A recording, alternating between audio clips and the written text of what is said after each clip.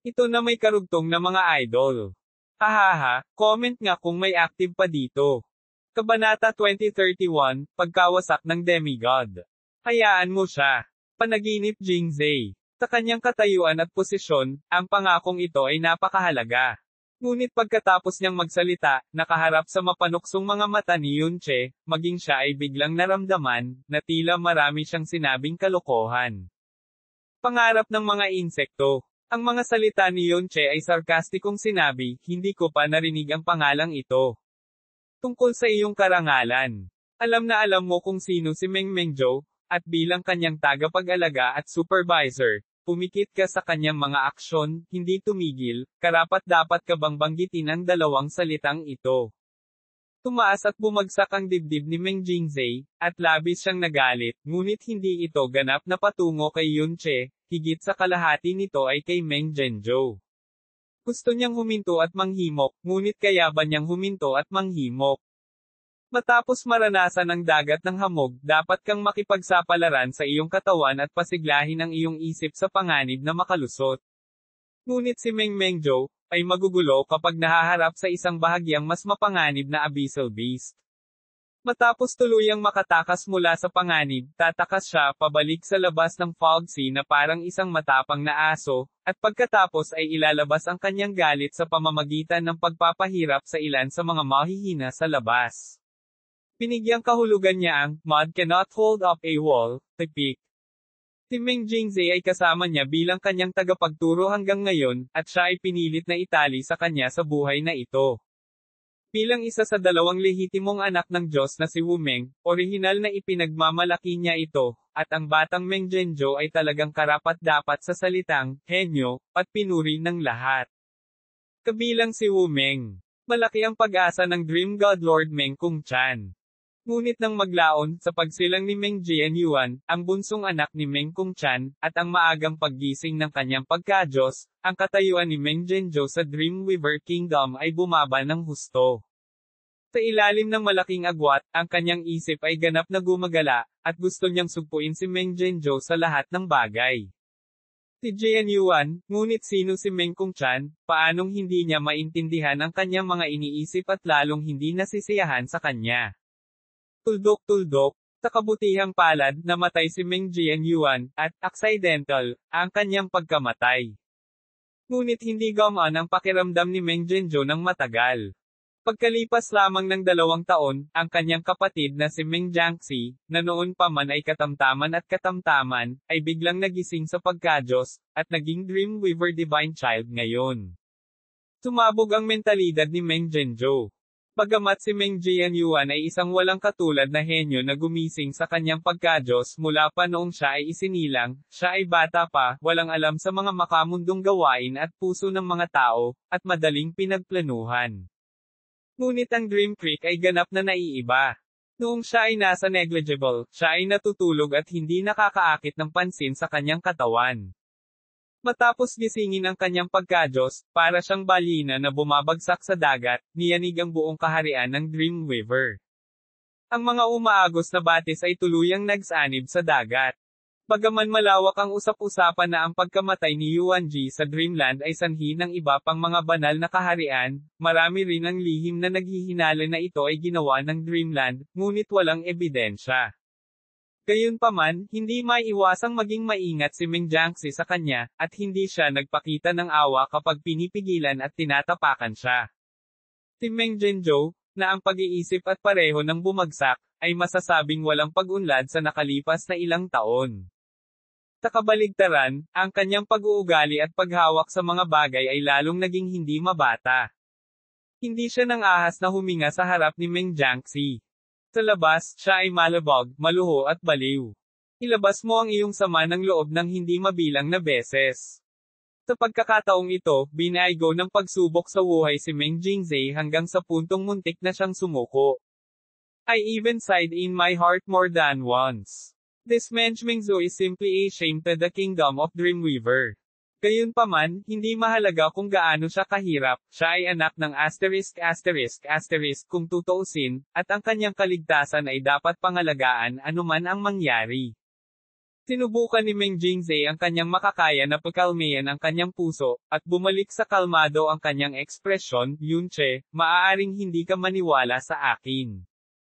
Ngunit narinig mo lang na sa kanyang kaluluwa, mayroong soul imprint na inilatag ng asterisk, kung papatayin mo siya, wala ka talagang malalabasan, pati ang lahat ng iyong pamilya, human race ay wala ng lugar sa malawak na kailaliman na ito. Wala ka pang ginagawa. Kahit isipin mo, ayaw mong mamatay. Hindi na sinubukang pigilan ni Meng Jingzhe si Yunche sa pamamagitan ng panggigipit ng kaluluwa. Sa halip, pinalamig niya ang aura at sinabi sa isang nakapapawi na tono, sa katunayan, walang matinding puot sa pagitan ninyo, kaya hindi na kailangang lumaban hanggang kamatayan. Sabihin mo sa akin kung paano mo siya gustong palayain. Tila naramdaman ang kanyang sinseridad, ang mga mata ni Yunche ay naging mas matalas, at malamig na sinabi, kung kaya kong mabuhay, sino ang gustong mamatay? Ang gusto ko ay palaging simple, iyon ay upang matiyak na maaari akong umalis ng buhay. Ngunit kung paano masigurado, hindi ko mapagkakatiwalaan ang alinman sa iyong mga garantiya. Sabi mo, malakas na pinindot ni Meng Jingzhe ang aura. Madali. Kinaladkad ni Yunche si Meng Jianzhou na dahan-daang umatras. Matapos ang 100 hakbang, umalis ang kanyang palad sa leeg ni Meng Jianzhou, at may pulang bola sa kanyang palad.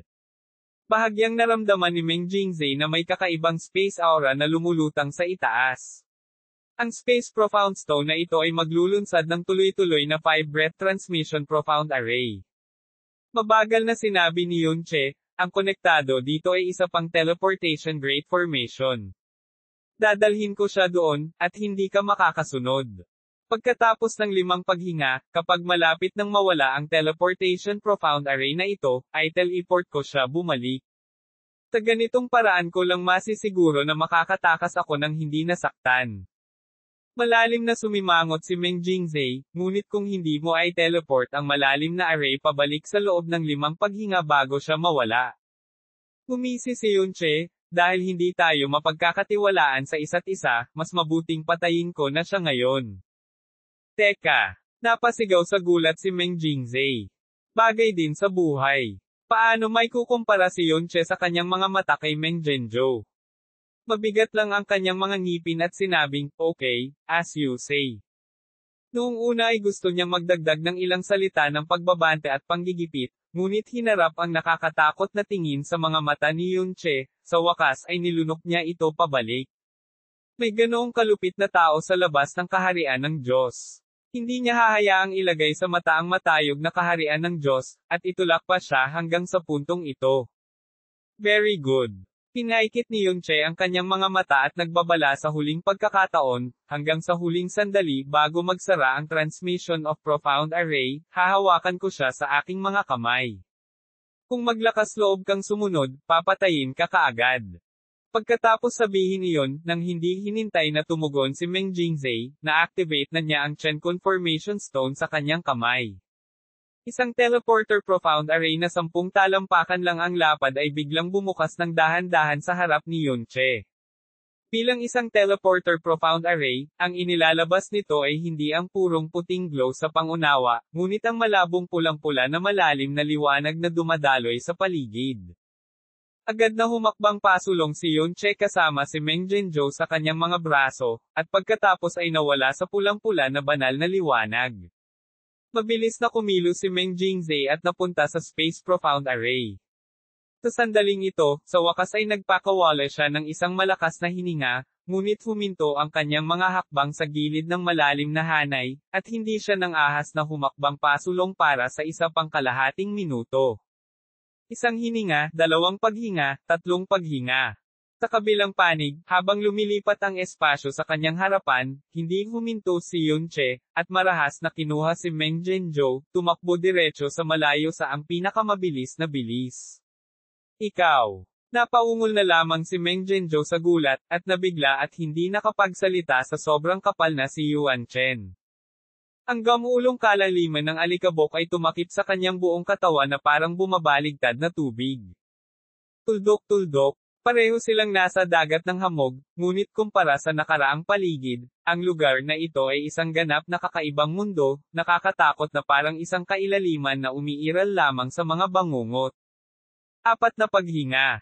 Ang isip ni Meng Jingzhe ay humigpit ng mahigpit, at ang kanyang mga braso ay nakaunat na, naghihintay na protektahan ang isip ni Meng Jingzhe sa sandaling lumitaw siya sa malalim na hanay. 5 hininga. Hindi pa rin lumilitaw si Meng Mingzhou, at hindi nawala ang kakaibang red light transmission profound array na umikot. 6 na hininga. Ang nakalahad na mga daliri ni Meng Jingzhe ay biglang kumuyam ng mahigpit, at walang pag-aalinlangan, humakbang siya sa malalim na hanay. Nagbago ang mundo, at ang dating napakadilim na tanawin ay biglang naging mas madilim muli ng ilang beses. Bumagsak si Yuan Chen mula sa lahat ng direksyon, dahilan para matakot si Meng Jingzhe. Mayroon pa ring dagat ng hamog dito, ngunit ang Yuan Chen na napakakapal, ay malinaw na isang lalim na hindi pa niya natapakan. Ngunit sa sandaling ito, wala na siyang ibang pakialam. Ang makapangyarihang spirit sense ay nakatiis sa pagsupil ni Yuan Chen at lumiwanag sa paligid. Sa wakas, nang ang hanay ng pagtuklas ay malapit nang maabot ang limitasyon, hinawakan niya ang aura ni Yun Che at Meng Zhenzhou, na tumakas ng buong bilis. How dare you? Dare? To treat me? Nagngangalit si Meng Jingzhe at bumulong. Kahit naiwan ni Yun Che si Meng Zhenzhou sa kinaroroonan niya at tumakas sa malayo, hindi siya magagalit na hindi man lang siya habulin. Ang buhay ni Meng Zhenzhou ay mas mahalaga kaysa anupaman. Sa napakalalim na dagat ng hamog, kailangan niya. Sa mahinang dagandong, ang kanyang malalim na enerhiya ay sumabog na may matagal nang pinipigil na galit, hinahabol si Yun Che na parang isang pagsabog ng kulog. Naramdaman ang biglaang pagsabog ng aura mula sa likuran, bumagal si Yun Che at lumingon sa hangin ng hindi nagmamadali, ang kanyang mga mata ay kumikislap na may kakaibang liwanag. Sa Yuan Chen bilang isang takip, kung gusto niyang alisin ang spirit sense ni Meng Jingzhe, sapat na ang 2 paghinga, pati na ang 6 na paghinga. Ang gusto niya ay hindi makatakas ng buo. Ngunit upang maiwasan ang mga problema sa hinaharap magpakailanman. Siya nga pala, ang katawan ni Meng Jingzhe ay tumalon lang, at 2 tuldok ng kulay abong liwanag ang biglang lumitaw sa kanyang mga pupil, parang isang lampara sa ilalim ng impyerno na biglang lumiwanag. Ang mga malalim na practitioner ng Dreamweaver Kingdom ay lahat ay mahusay sa kapangyarihan ng kaluluwa, na nagbibigay din sa kanila ng mas matinding pakiramdam ng panganib. Sa sandaling sumikat ang 2 punto ng liwanag na ito sa kanyang mga mata, nagkaroon ng lamig na tumagos hanggang sa kaibuturan ng kanyang kaluluwa. Pagkatapos ay kumalat ang lamig sa bawat meridian sa kanyang katawan, na naging sanhi ng kanyang panginginig mula sa katawan hanggang sa kaluluwa. Iyon ay, ano. Ang biglaang lamig at takot ay naging sanhi ng pagkawala ng malay ni Meng Jingzhe. Nang bumalik siya sa kanyang katinoan, may itim na anino na ang tumakip sa kanyang ulo. Ang pressure na inilabas ng itim na anino na ito ay agad na naglaho ng malalim na enerhiya sa paligid niya, at ang boses, tunog, na ang mga buto ay naduraj hanggang sa punto ng pagpapapangit, ay umalangaw-ngaw sa buong katawan niya, tulad ng tunog ng dumadagandong na pagsabog. Diyos! Itong 2 nakakatakot ang mga salita ay lumitaw sa isipan ni Meng Jingzhe, halos humiwalay ang kanyang kaluluwa. Nang walang kahit isang pahiwatig ng pagtutol, si Meng Jingzhe ay humampas gamit ang isang palad, malalim na enerhiya overlay countershock na puwersa ito ay itinaboy ang kanyang katawan palayo ng ligaw. Divine Destroyer Realm Intermediate Stage at Final Level mayroon ng malaking malalim na bangin ng lakas. At ang lugar na ito ay malalim pa rin sa dagat ng hamog, at ito ay lalo pang lumulubog at umaagos. Ang kanyang malalim na lakas sa ilalim ng dobleng pagsupil ni Yuan Chen at ng Shenji Yuan Beast, kahit isa ay ganap na nagtagumpay hindi makalabas, ang kanyang katawan ay napakabigat na para bang ang bawat cell ay dinurog ng isang malaking bato. Naramdaman na lang niya na palapit ng palapit ang itim na anino. Ang 2 tuldok ng liwanag na iyon ay sumisinag sa kanyang mga pupils. Ang katakutin na naaninag ay unti-unting nauwi sa malabong kawalan ng pag-asa. Rumble ang buong 6 na hininga ng buong pagtakas ni Yun Che ay nagpalayo kay Yun Che, ngunit nang sumabog ang kapangyarihan ni Lin Shen sa kailaliman, ang walang kapantay na kapangyarihan ng nakakatakot na lakas ay tumama pa rin kay Yun Chen ng malakas sa kabila ng napakalayo na distansya. Natambo ito at pinalayo ng ilang milya. Huminga ng malalim si Yun Che sa aircon. Ito ang panghuling antas ng katakutin ng Diyos. Mahirap isipin kung gaano kalakas ang tunay na Diyos. Bagamat nakipag-ugnayan siya kay Jia Yuan sa itaas ng tunay na Diyos, sa marupok na mundong iyon, malamang na kailangang mag-ingat si Jia Yuan kahit huminga. Sa mga karaniwang araw, sinubukan niyang pigilan ang natural na pag-apo ng aura ng katawan. Naturally, hindi siya nagkaroon ng pagkakataon na tunay na maranasan ang eroplano, level na kakilakilabot ng tunay na Diyos at Devil God sa pamamagitan ni Jia Yuan. Ang milyon-milyong milya ng Mist Sea ay gumuho kaagad, at ang katawan ni Meng Jingzhe ay marahas na sumabog sa ilalim ng lupa na hindi alam kung gaano kalalim. Gayunpaman, hanggat may buhay, hindi titigil ang destruction instinct ng Abyssal Beast. Kalaliman ng mga kuko ng hayop ni Lin Shen ay gumuulong ng pagkawasak na kulay abong liwanag at dumiretso sa gumuhong lupa. Boom! Ang kapangyarihan ng pagkawasak mula sa nakaraang sandali ay nagngangalit pa rin. Hindi niya napigilan ang palihim na buntong hininga, masyadong mababa pa rin ang antas ng kontrol, at hindi niya tumpak na makontrol ang lugar kung saan sumabog ang kapangyarihan.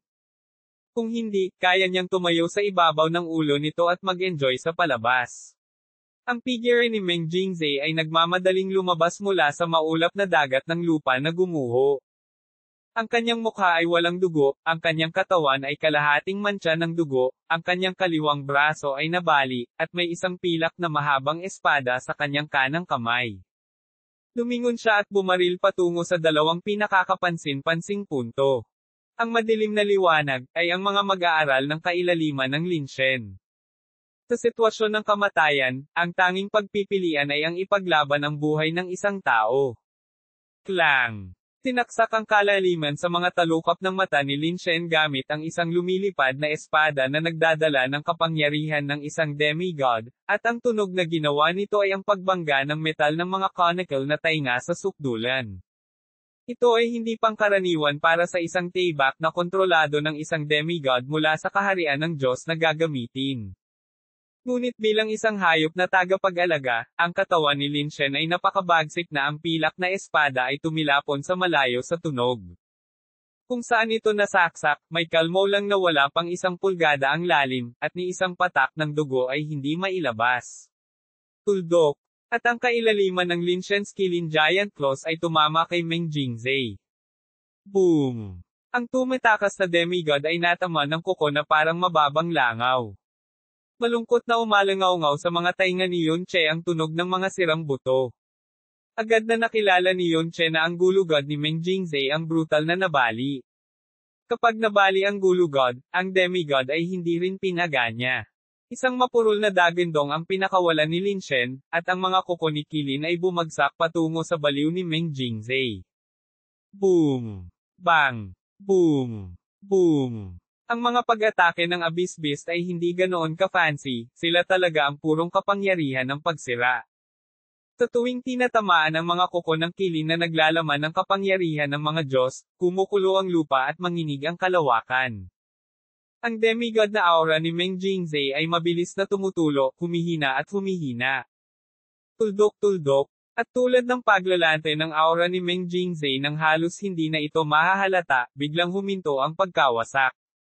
Kakaibang naka-freeze sa hangin ang kalahating nakataas na kuko ng Kilin ni Lin Shen, at hindi na nahulog muli sa mahabang panahon. Ang malamig na hangin ay umuungol, binuhat ni Yun Che si Meng Zhenzhou, at bahagyang lumapag sa gilid ng kalaliman ng Lin Shen, nakatingin sa gilid ni Meng Jingzhe. Nakahiga si Meng Jingzhe na paralisado sa hukay. Ang demigod na ito na minamaliit ang lahat ng nabubuhay na nilalang ay ngayon ay napakalungkot na kahit ang salitang, kakilakilabot, ay hindi sapat upang ilarawan ito. Ito ay hindi gaanong tao kundi isang tumpok ng bulok na laman na halos hindi magkadikit. Gayunpaman, bahagyang gumagalaw ang mga mata na iyon, medyo katulad din ng aura ng pingong sinulid. Pagkatapos ng lahat, siya ay isang demigod na may kalahating paa sa domain ng Diyos, at may bakas pa rin ng aura na natitira sa kanya. Bagamat ang pamumuhay ng ganito ay hindi kasing ganda ng mamatay na masaya. Sabi ko wag mo akong sundan, bakit ang sanggit mo? Umiling si Yunche na may hitsura ng habag, at pagkatapos ay casual na itinapon si Meng Mengzhou sa lupa. Bagamat nadurog ang puso ni Meng Zhenzhou, ngunit ang totoo ay hindi malubhang nasugatan, at hindi man lang nag-abala si Yunche na harangan ang kanyang malalim na lakas. Ngunit si Meng Zhenzhou, na itinapon sa lupa, ay nanginginig at kumukulot ang kanyang mga paa. Hindi man lang siya makatayo, pati na rin samantalahin ang pagkakataong makatakas. Isang mukha na kasing putla ng papel, at walang bakas ng boses, tunog na lumalabas sa kanyang bibig na patuloy na bumubuka at sumasara ng mahabang panahon. Gu! Wu! Ang lalamunan ni Meng Jingzhe ay umapaw ng hindi makatao. Boses, tunog? Tulad ng isang flashback, ang kanyang paningin ay nakakuha ng kaunting kailanawan. Malinaw na pag-unawa. Nakita niya ang isang mas nakakatakot kaysa sa 1,000 bangungot, ngunit ngayon ito ay hindi gumagalaw. Kailaliman nakita ni Lin Shen ang lumulutang na katawan dito nakakatakot sa gilid ng abyssal na hayop na si Yunche. Ang larawang ito ay higit na walang katotohanan kaysa sa lahat ng mga pangarap sa kanyang buhay na pinagsama-sama. Matapos ang katarantiduhan, lahat ng natitira niyang kamalayan ay agad na nilamon ng matinding takot. Iniunat ni Yunche ang kanyang kamay, at ang invisible soul light ay tumagos sa soul si ni Meng Jingzhe.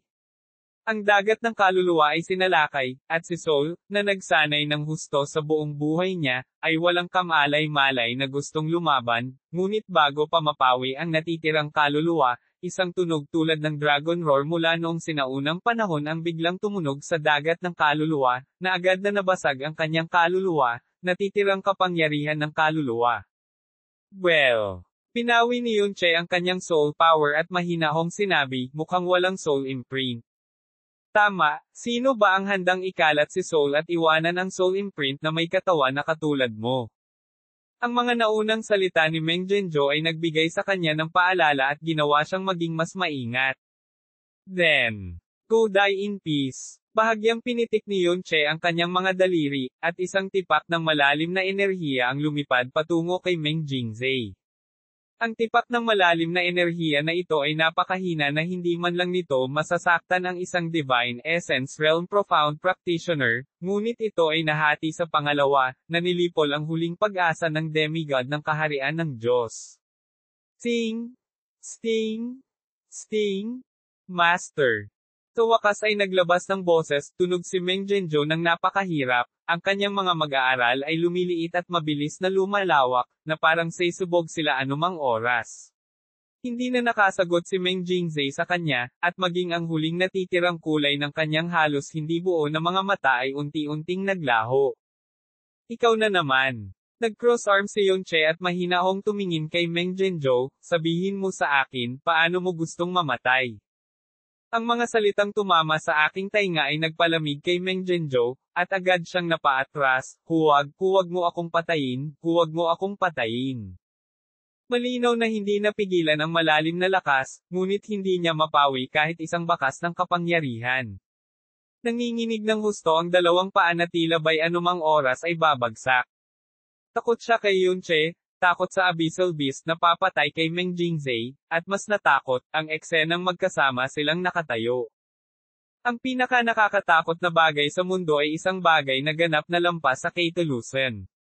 Itinaas ni Yunche ang kanyang kamay at dahan-daang kumaway pa atras. Kaagad, ang kailaliman ng Lin Shen ay dahan-daang umatras ng libu-libong talampakan ang layo, at pagkatapos ay tahimik na nagpatira pa sa lupa. Sa eksenang ito, nagulat si Meng Zhenzhou na tuluyang nawala ang kanyang pagkatao. Kabanata 2032, Setsuna Soul Engravings. Ang direktang pagpatay sa iyo ay talagang medyo mahirap. Nagpakita ng pagkalito si Yunche, kung tutuusin, ang iyong katawan ay naglalaman ng soul imprint na iniwan ng iyong ama. Ang pagpatay sa iyo ay aakitin ang kaharian ng Diyos na habulin ka. Sok! Nakakagulo iyon. Ang mga salita ni Yunche ay tila nagbigay kay Meng Zhenzhou ng isang nagel iligtas buhay na dayami. Sumugod siya at sumirit, oo, oo. Hindi mo ako mapapatay, mayroon akong imprint ng kaluluwa ng Ama ng Diyos, hindi mo ako kayang patayin. Let me go. You can do anything you want me to do, my soul crystal ako, pati yun handan. Halos mabaliw na siya sa paghahanap ng pag-asa ng buhay, o tama, gayon din, ang katawan ko, itong malagim na banal na kasuotan, kahit anong gusto mo, ibibigay ko sa iyo ang lahat. Hey! Umisi si Yunche, kung papatayin kita, hindi ba't nasa akin ang lahat ng mga bagay na ito? Hindi mo ako mapapatay. Umiling si Meng Zhenzhou sa takot, amang Diyos ko, hindi kanya pababayaan. Biglang tumawa si Yunche, at dahan-dahan siyang lumapit. Ang bahagyang kahihiyan sa kanyang mukha ay agad na nawala, na naiwan lamang ang paghamak ng isang payaso, Meng Zhenzhou, ikaw ay talagang walang pag-asa na tanga. Kung inangkin mo lang na ang katawan ay may soul imprint na iniwan ng Dreamless God, baka talagang gumawa ka ng bitag sa mga tao para iligtas ang kanilang buhay. Pero sayang naman, napakatanga mo na sinabi mo pa ang asensya nitong soul imprint na dumating, out. Nakatingin sa basag na mga mata ni Meng Zhenzhou, ang boses, tunog ni Yunche ay dahan-daang ibinaba ang kanyang ulo, 10 paghinga, at tanging ang larawan at boses, tunog, ang hindi maibabalik sa isipan ng ganoong mababang marka, mukhang hindi masyadong magaling ang iyong ama. Tuldok, tama. Ang Diyos Wuming ay maraming inapo, kaya paano siya mag-aalaga sa isang straw bag? Ang iyong kapatid na nagngangalang Meng Jianxi, natural para sa Panginoong Wuming na ikalat ang 1% ng Divine Soul sa kanya sa katawan. Para sa iyo, kahit 10,000 ng banal na kaluluwa. Kahit ako naaawa sa kanya. Panipi. Ang mga salitang ito ay walang alinlangan na muling tumago sa pinakamasakit na bahagi ng Meng Zhenzhou, na naging sanhi ng bawat kalamnan sa kanyang mukha na kumikibot ng labis na marahas. Hindi madaling harapin ang ganoong mababang marka ng soul imprint. Si Yunche ay ngumiti ng mas mabangis, natatakot ako na ang buong kalaliman ay hindi na makakahanap ng isa pang anak ng isang asterisk na kasing tanga mo. Sa sandaling ito, walang pakialam si Meng Zhenzhou sa mga pang-iinsulto ni Yunche. He can only be begged for mercy crazily, huwag mo akong patayin, huwag mo akong patayin. Ikaw, magagawa mo lahat ng gusto mong gawin ko. Ibinaba ni Yunche ang kanyang mga kilay at pinaikit ang kanyang mga mata, ano? Ang paraan ng paghingi mo ng awa ay ang pabalik-balik na may ilang mga salita na ang 3 taong gulang ay hindi mag-abala na ulitin sa pangalawang pagkakataon. Ang iyong Diyos Ama ay hindi kailanman nagturo paano ka malagay sa isang estado ng kamatayan. Kamatayan. Bilang anak ng isang Diyos, kailan siya nakaranas ng anumang sitwasyon ng kamatayan? Kahit na dumating ka sa paglilitis sa buhay, laging nandyan si Meng Jingzhe para protektahan ka. Kung hindi ka tinuruan ng sarili mong ama. Pinagkrus ni Yunche ang kanyang mga braso sa harap ng kanyang dibdib, na parang hindi niya ito papatayin pansamantala, ngunit paglalaroan lang siya, halika, magmakaawa sa akin. Kung nagmamakaawa ka, tuturuan kita. Ikaw. Baka kaya mong maghintay hanggang sa underworld. Ito ay madaling gamitin. Panipi. Si Deng Zhenzhou ay lumiit at itinaas ang kanyang mga mata, ang malaking kahihiyan na ito ay naging isang negel iligtas buhay na pag-asa sa sandaling ito, pakiusap, turuan mo ako. Panipi tuldok panipi. Bahagyang napakunot noo si Yunche sa gilid ng kanyang mga mata, at biglang naramdaman na si Meng Jingzhe, na katatapos lang bugbugin ng kalaliman ng Lin Shen, ay talagang hindi madali. Ang marangal na Diyos na si Wuming ay nagsilang ng ganoong anak. Kung hindi lang siya isa sa 2 lehitimong anak na lalaki, lalo pa ang pagsasabog ng kanyang kaluluwa para bigyan siya ng binhing soul imprint, o sakalin siya hanggang mamatay gamit ang kanyang sariling mga kamay, ito ay pag-ibig ng isang ama. Gumuso si Yunche, naging masunurin ako sa iba, bakit ako naging ganito? Okay, anak ng Diyos, napaka-humble mo at humihingi ng payo, paanong hindi kita tuturuan? Bilang isang pagsalakay ng isang tao, isang napakasamang kontrabida na tiyak na babaliktarin ang buong kalaliman, naniniwala siya na ang kanyang ekspresyon sa sandaling ito ay hindi dapat mababa. Sino mang masamang tao na nakatagpo sa buhay na ito, may isang paraan lamang para sa mga tao sa kamatayan upang mabuhay, at iyon ay ang paggamit ng sapat. Mga puntos at hawakan. Panipi. Itinaas ni Yunche ang kanyang kamay, maluwag na sinabi, kung sapat kang kapakipakinabang, ang kalaban ay mag-aatubili na patayin ka. Kung mayroon kang sapat na mga hawakan, ang kalaban ay walang pag-aalala. Naiintindihan mo ba? Naiintindihan ko, naiintindihan ko. Diretso niyang sinabi, paanong hindi maintindihan ni Meng Chenjo. Walang kahihiyan o pag-aatubili sa kanyang mukha, tanging isang biglang lumaki na pag-asa, ako ay kapakipakinabang. Ako ay anak ng Diyos, mga problema. Hayaan mo ako. Dreamweaver God, ano ang gusto mo sa China? Ano, kaya kong ibigay sa iyo, ako ang lehitimong anak ng aking amang Diyos, kahit ano ang makukuha ko, face, maniwala ka. Panipi. Sa ilalim ng desperadong sitwasyon at pag-asa, ang kanyang isip ay tila naging mas malinaw ng bigla, at ang kanyang pananalita ay naging mas maayos.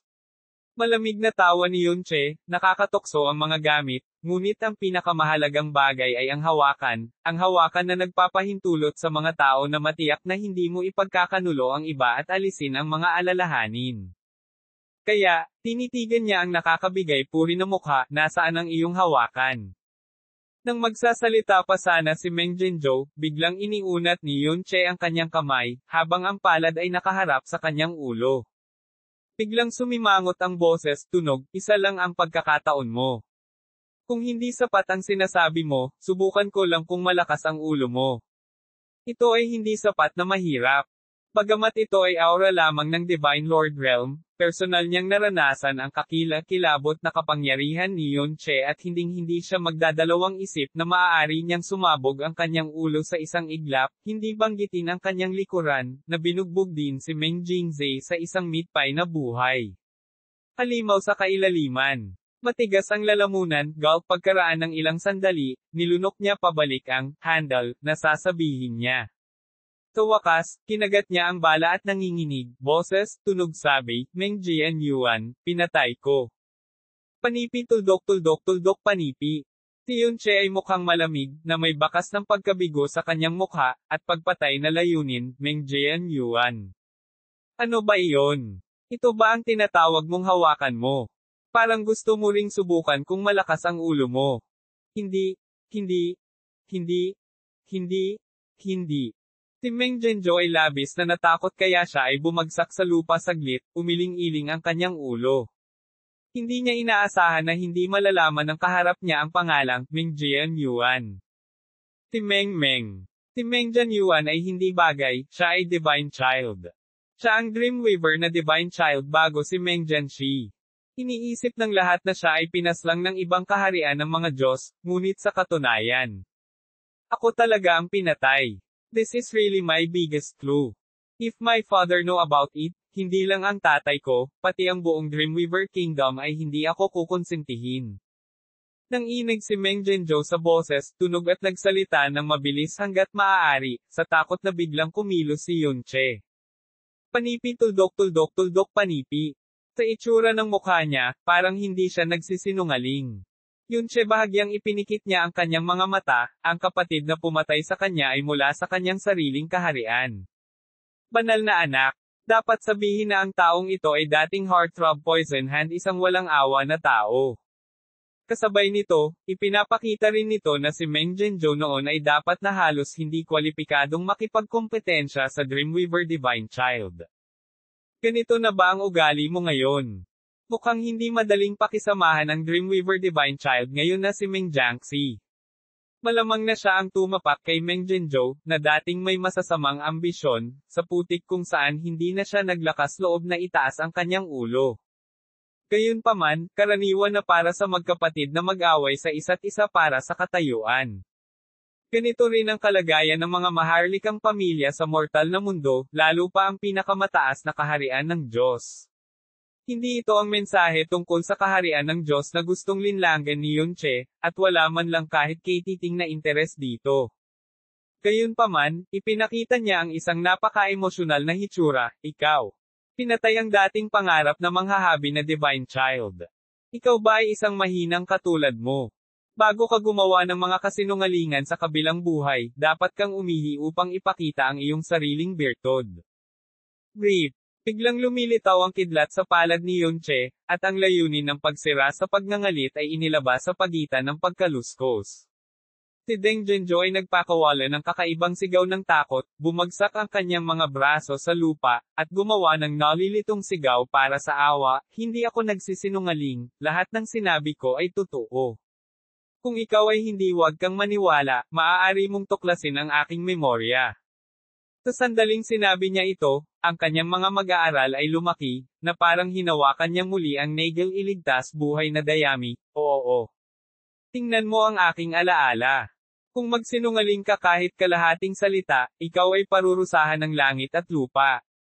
Panipi. Nagtaas ng kilay si Yunche, biglang nakaramdam ng pagkabagot.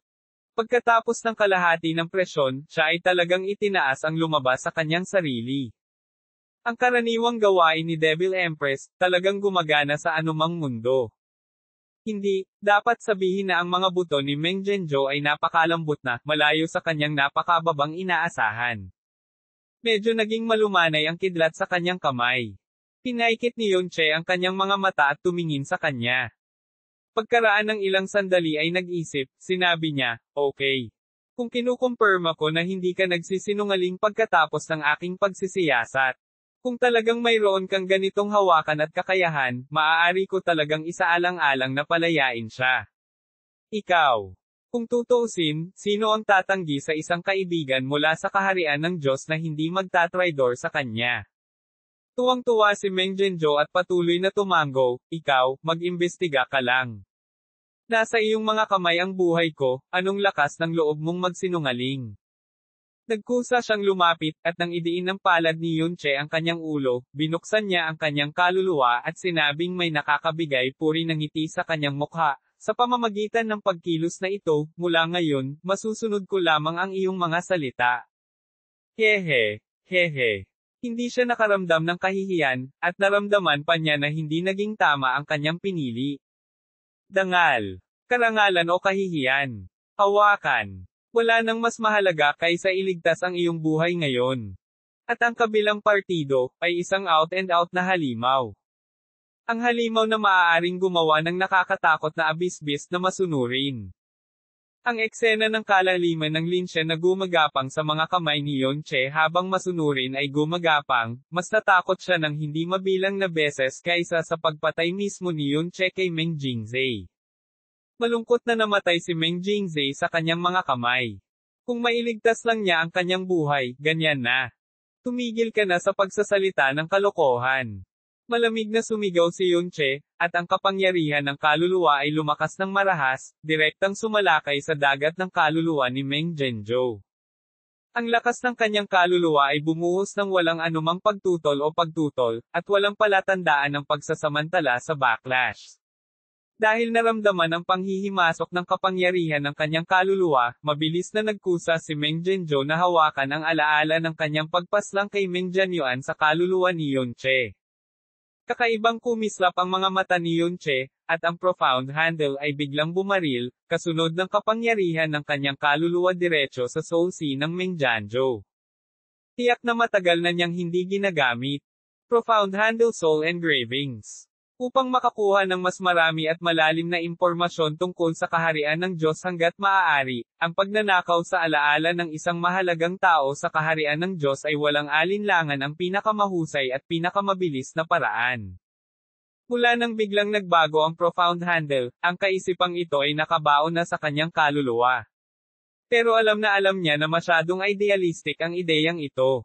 Paanong napakadaling makatagpo ng mahahalagang tao sa kaharian ng Diyos? Kung nakilala niya, paano niya magagawa ngayon? Deal. Kung atras ka ng 10,000 hakbang, magagawa mong harapin ito sa iyong sarili. Isang mahalagang figure sa kaharian ng Diyos, ang kanyang kalooban at kaluluwa ay napakatibay, paano siya madaling nakawan. Ang napaka-ideal na kaisipang ito ay ganap na tinalikuran niya. Hanggang sa muli niyang nakilala si Meng Zhenzhou sa labas nitong maulap na dagat. Sa sandaling nagtagpo ang mga mata ng dalawang tao, nasa sabik si Meng Zhenzhou na makilala ang isang laruan. Hindi niya alam na si Yunche sa kanyang tapat ay mas nasa sabik pa kaysa sa kanya ng daan-daan at libu-libong beses. Parang nakikita ko si Wugait ng kailaliman. Noong panahon ng Lower Realm, dahil marupok si Soul, may teknik na tinatawag na soul searching na pilit na ina-access ang mga alaala ng mga tao. Bagamat ito ay ipinagbabawal na pamamaraan, na mahigpit na ipinagbabawal ng tamang landas tulad ng marka ng alipin, ito ay talagang madalas na nangyayari sa madilim na sulok. May kasamang profound handle soul engravings, essence. Ang nasa itaas ay isa ring soul searching na hindi nakakasira sa soul ng mga tao, kaya inaalis ang kategoryang forbidden technique. Ngunit kapag naabot na nito ang Divine Soul Realm, ang soul ay nagbabago ng husay, at ang imposible ay halos mapipilitin sa soul searching. Kaya't halos hindi marinig ng God Realm ang salitang soul searching, at ang profound handle soul engravings ay maaari ding halos mapagtanto na imposible sa Divine Dao Profound Practitioner Body. Ang tanging maaaring puwersahang nakawin ang kamalayan ng isang malakas na tao ay si Chi Wuyao na nagtataglay ng Nirvana Devil Soul. Ngunit kahit si Chi Wuyao, na nakaharap sa malalakas na tao tulad nina Long Bai at Mo Baikan, ay ninakawan si Soul nang malapit na itong umalis. Dahil may kinalaman ito sa Divine Soul, mataas ang posibilidad ng pagkabigo. At kapag nabigo ito, masyadong nakakatakot ang backlash. Ang cultivation base ni Meng Zhenzhou ay kasing taas ng kalahating hakbang na Divine Destroyer Realm, at bilang anak ng God of Dreamweaver Kingdom, ang pinakamagandang bagay niya ay soul power. Kung gusto mong gamitin ang Profound Handle Soul Engravings para sa pilitang pagnakawan ang kanyang memorya, ito ay karaniwang isang bagay na imposible. Pero, ang pagkakaroon ng passive attack sa Soul Sea, at aktibong sinusubukang ibigay ito, ay dalawang ganap na magkaibang konsepto. Nang magkusa siyang anyayahan ang soul power ni Yunche sa kanyang Soul Sea para mahawakan ang Nagel iligtas buhay na dayami, lahat ay wala sa kanyang mga kamay. Ang Soul Invading Profound Handle ay parang isang bagyo, na lumiligid sa dagat ng mga kaluluwa sa Meng Zhenzhou sa napakabilis na bilis. Ikaw, anong ginagawa mo? Gaano man kaduwag si Meng Mengzhou, gaano man kaitikot sa kamatayan, hinding-hindi siya mangangahas na manatiling walang malasakit sa sitwasyong ito. Ang kanyang dagat ng kaluluwa ay biglang lumiit, at libu-libong mga thread ng pagpigil sa kaluluwa ay mabilis na namuo. Ngunit bago pa mabuo ang kanyang soul offensive, ang malalim na handle ni Yunche ay biglang umatras kasama si Soul. Siya ngayon ay napakamaingat sa sukdulan, lalo na sakam. Hindi siya nakipagsapalaran na puwersahang dambungin ang lahat ng alaala ni Meng Zhenzhou, ngunit nakuha niya ang kanyang pinakamababaw na antas, iyon ay, ang pinakamahalaga at pinakahuling alaala ng kanyang buhay. Ang palad ng kanyang kamay ay lumayo sa ulo ni Meng Zhenzhou, at biglang nagbago ang mga mata ni Yunche. Walang kakaiba sa kaibuturan ng soul, ngunit lubos na kumbinsido si Meng Zhenzhou na may ginawa si Yunche sa kanya. Umikot siya at umatras, nanginginig na sinabi, "Ikaw, anong ginawa mo sa akin?" "Wala yon." Sinabi ni Yunche na may kaaya-ayang ngiti, "Iyon lang ay ginagawang mas mahalaga ang iyong kamatayan." Panipi. Ang hindi nakakapinsalang tingin sa kanyang mga mata at ang malumanay na tono ng kanyang boses ay ang pinakamasamang mga salita, "Ngayon, maaari kang mamatay ng payapa." Ikaw. May oras lang si Meng Zhenzhou na maglabas ng isang salita, ang kanyang lalamunan ay mahigpit na nakalok ng palad ni Yunche, at ang biglaang paglabas ng dark profound glow ay nilamon ang lahat ng kanyang lalamunan sa isang iglap.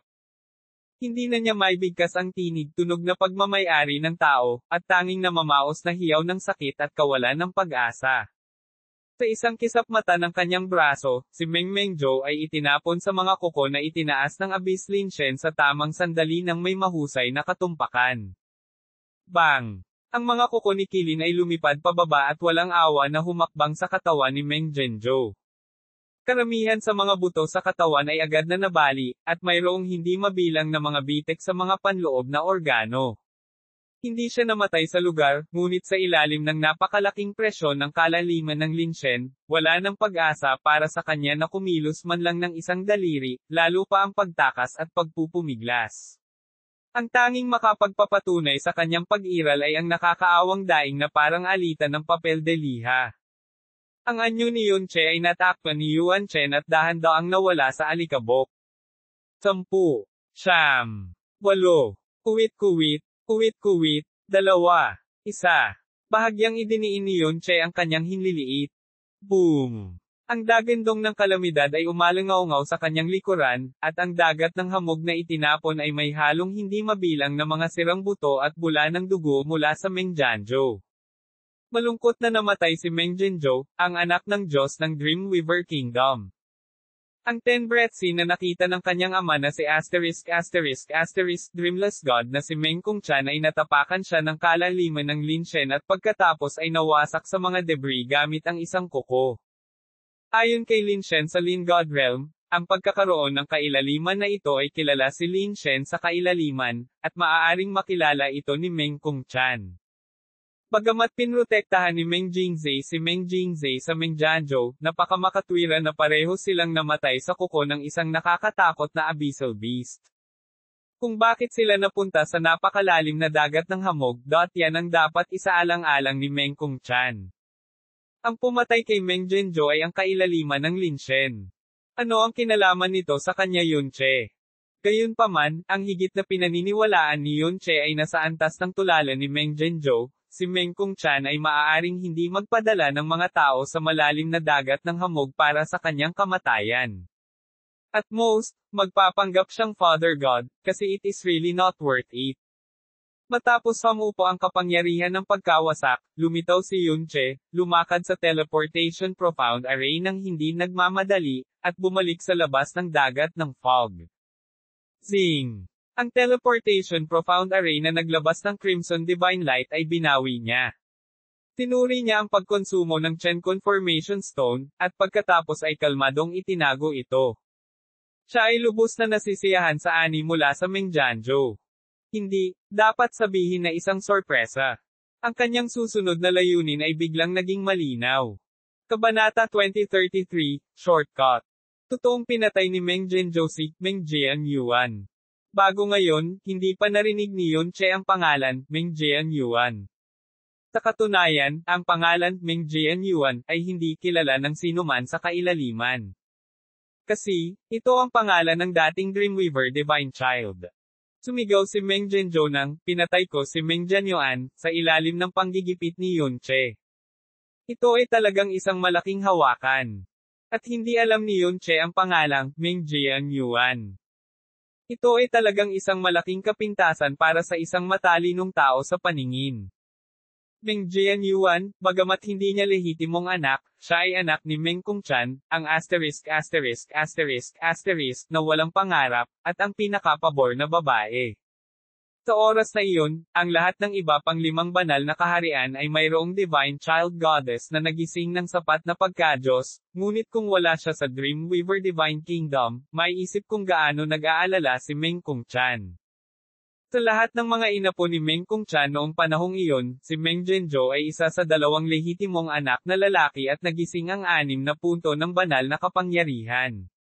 Kahit na hindi niya naabot ang banal na mana na kondisyon ng 8 punto ng banal na kapangyarihan, siya pa rin ang pinakamalaki sa kanila. Bilang karagdagan, ang likas na talento ng Profound daw ay medyo mataas at lubos na pinahahalagahan ni Meng Kongtian. Ang pagka-Diyos ay hindi lamang natutukoy ng likas. Bagamat bihira ang paggising ng Panguluhang Diyos, hindi ito mangyayari sa ganap na hindi.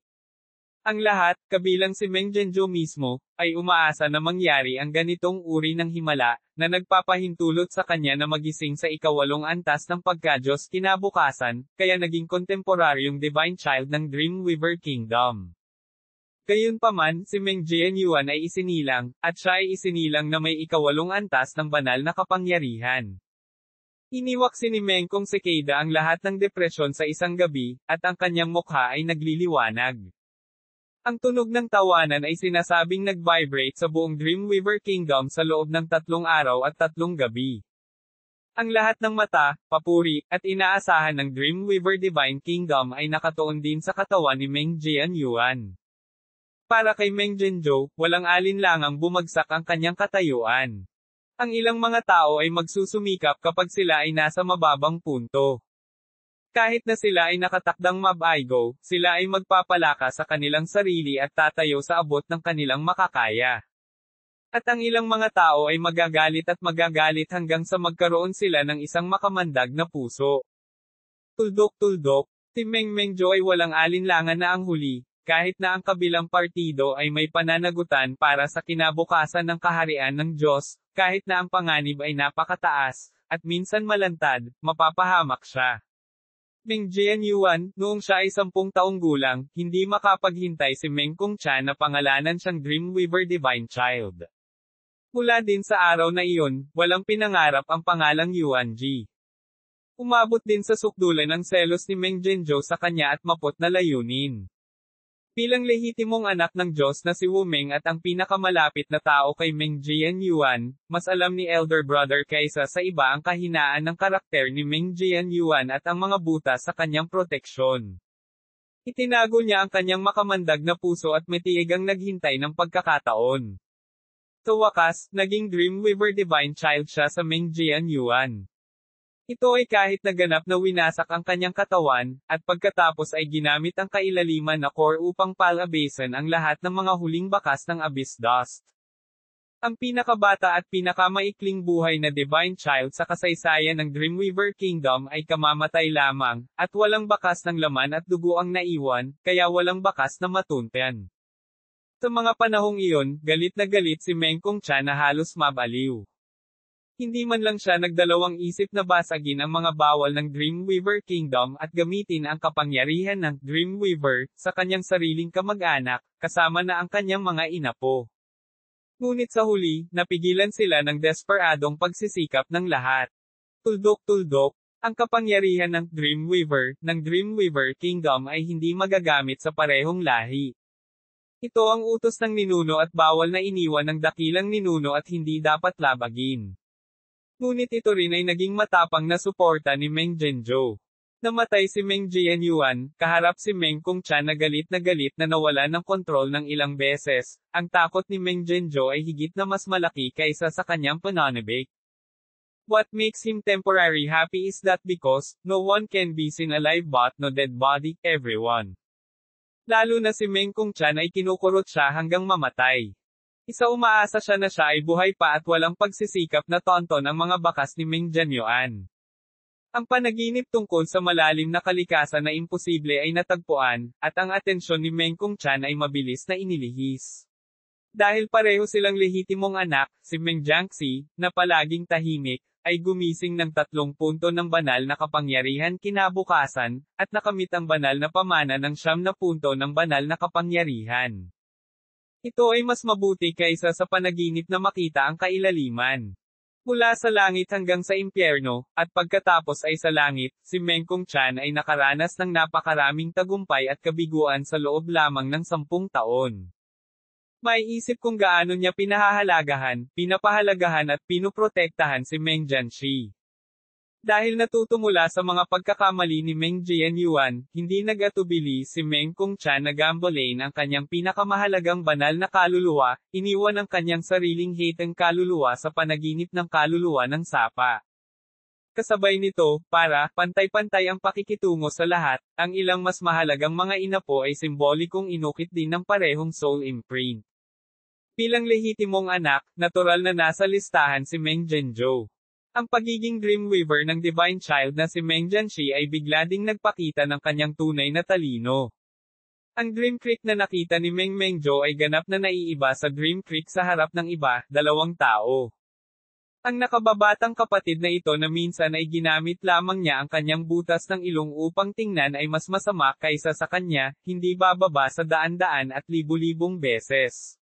Unti-unting nadurog ang lahat ng kanyang ambisyon sa takot, hanggang sa hindi na siya nang ahas na makipagkompetensya sa kanya.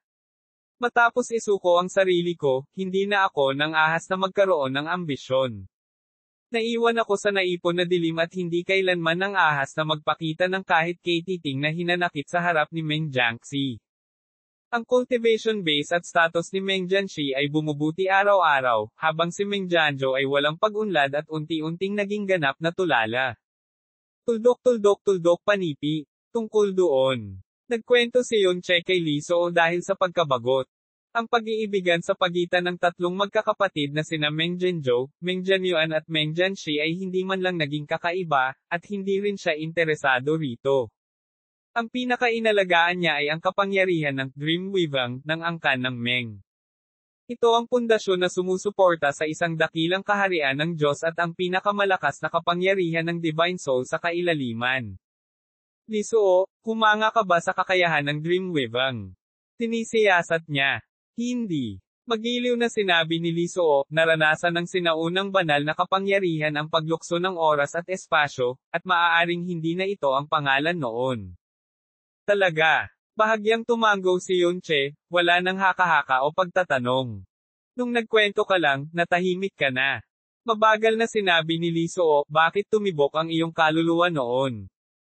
Dahil, may nakita akong tao sa kamakailang alaala ni Meng Jianzhou. Ang sulok ng mga mata ni Yunche ay lumubog habang dahan-dahan niyang binabasa ang pangalan, Kai Li. Upang maging tumpak, hindi ito, nakikita, sa totoong kahulugan, ngunit naramdaman ni Meng Jingzhe ang ugali ng pininturahan na salamin mula sa malayo, at mabilis na ipinadala ang mensahe kay Meng Jianzhou na parang isang takot na ibon, na nagpapahintulot sa kanya na maiwasan ito ng mabilis hanggat maaari, bukas. 4 na araw pa lang ang nakalipas. Sa madaling salita, hindi bababa sa 4 na araw ang nakalipas, si Hua Keili ay nasa dagat ng hamog. Ang kaliwang braso ni Deng Zhenzhou ay pinutol ni Hua Qingying at hindi na maibabalik. Sa makatuwid, ang isang armadong si Meng Jianzhou ay walang alinlangan na napakahalaga sa pagpipinta ng malinaw na mga anino, at ang pagpinta ng may kulay na salamin ay naisip bilang dahilan. Ang mga alaalang nakuha ni Yunche ay naglalaman ng marami sa mga pananaw ni Meng Jianzhou sa kanilang dalawa. Siya, talaga ang goddess painted glass mula sa Zishan Divine Kingdom. At ang taong lihim na nagpoprotekta sa kanya, si Sword Immortal Hua Qingying, sa kailaliman ng True God underneath. Ang diwata ng Sword Path, sa ilalim ng tunay na Diyos. Hindi nakakagulat na si Qiangru Meng Jingzhe ay labis na natakot at napahiya nang hilahin niya si Meng Jianzhou palayo sa Linyuan Realm. Magpinta ng stained glass. Mababaw lamang ang impresyon ni Lisuo sa pangalang ito.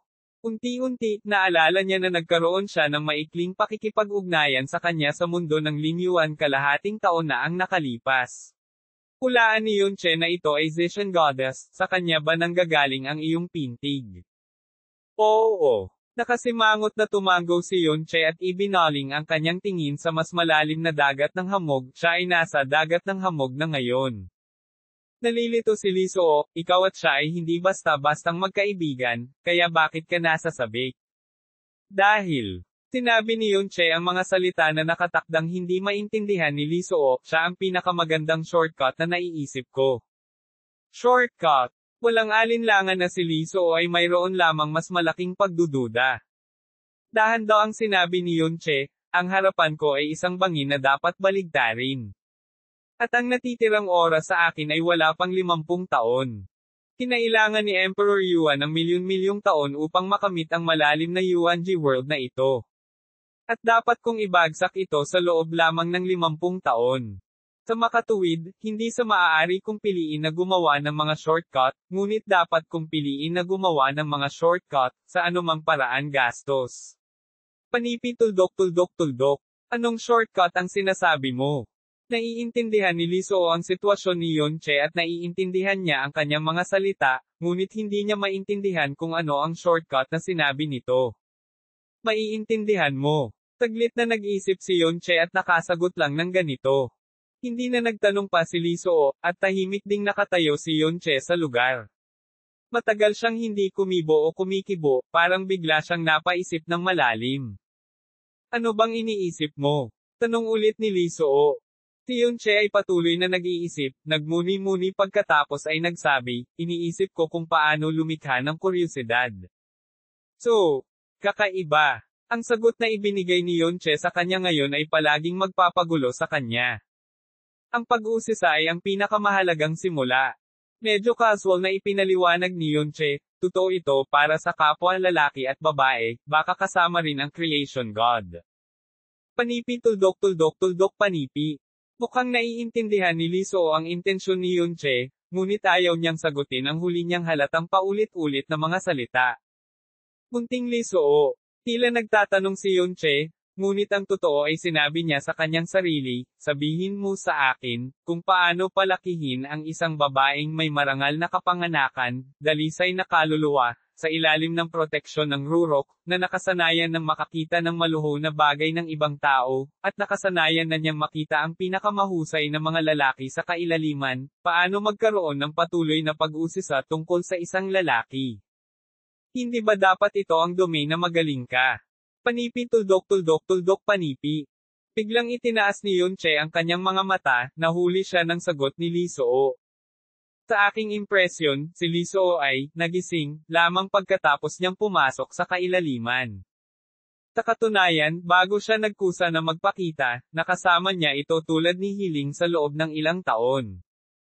Tuldok. Sa panahong ito, pinanood niya ang lahat ng kilos nito nang hindi nawawala. Iniunat ni Yunche ang daliri, ang nakapalibot na si Yuan Chen ay sumunod sa kanyang patnubay at dahan-daang nagtipon sa salitang, Zishan, sa kanyang harapan. Igalaw muli ang iyong daliri, at lalabas ang isa pang pangalan sa kanang bahagi, Senador Luo.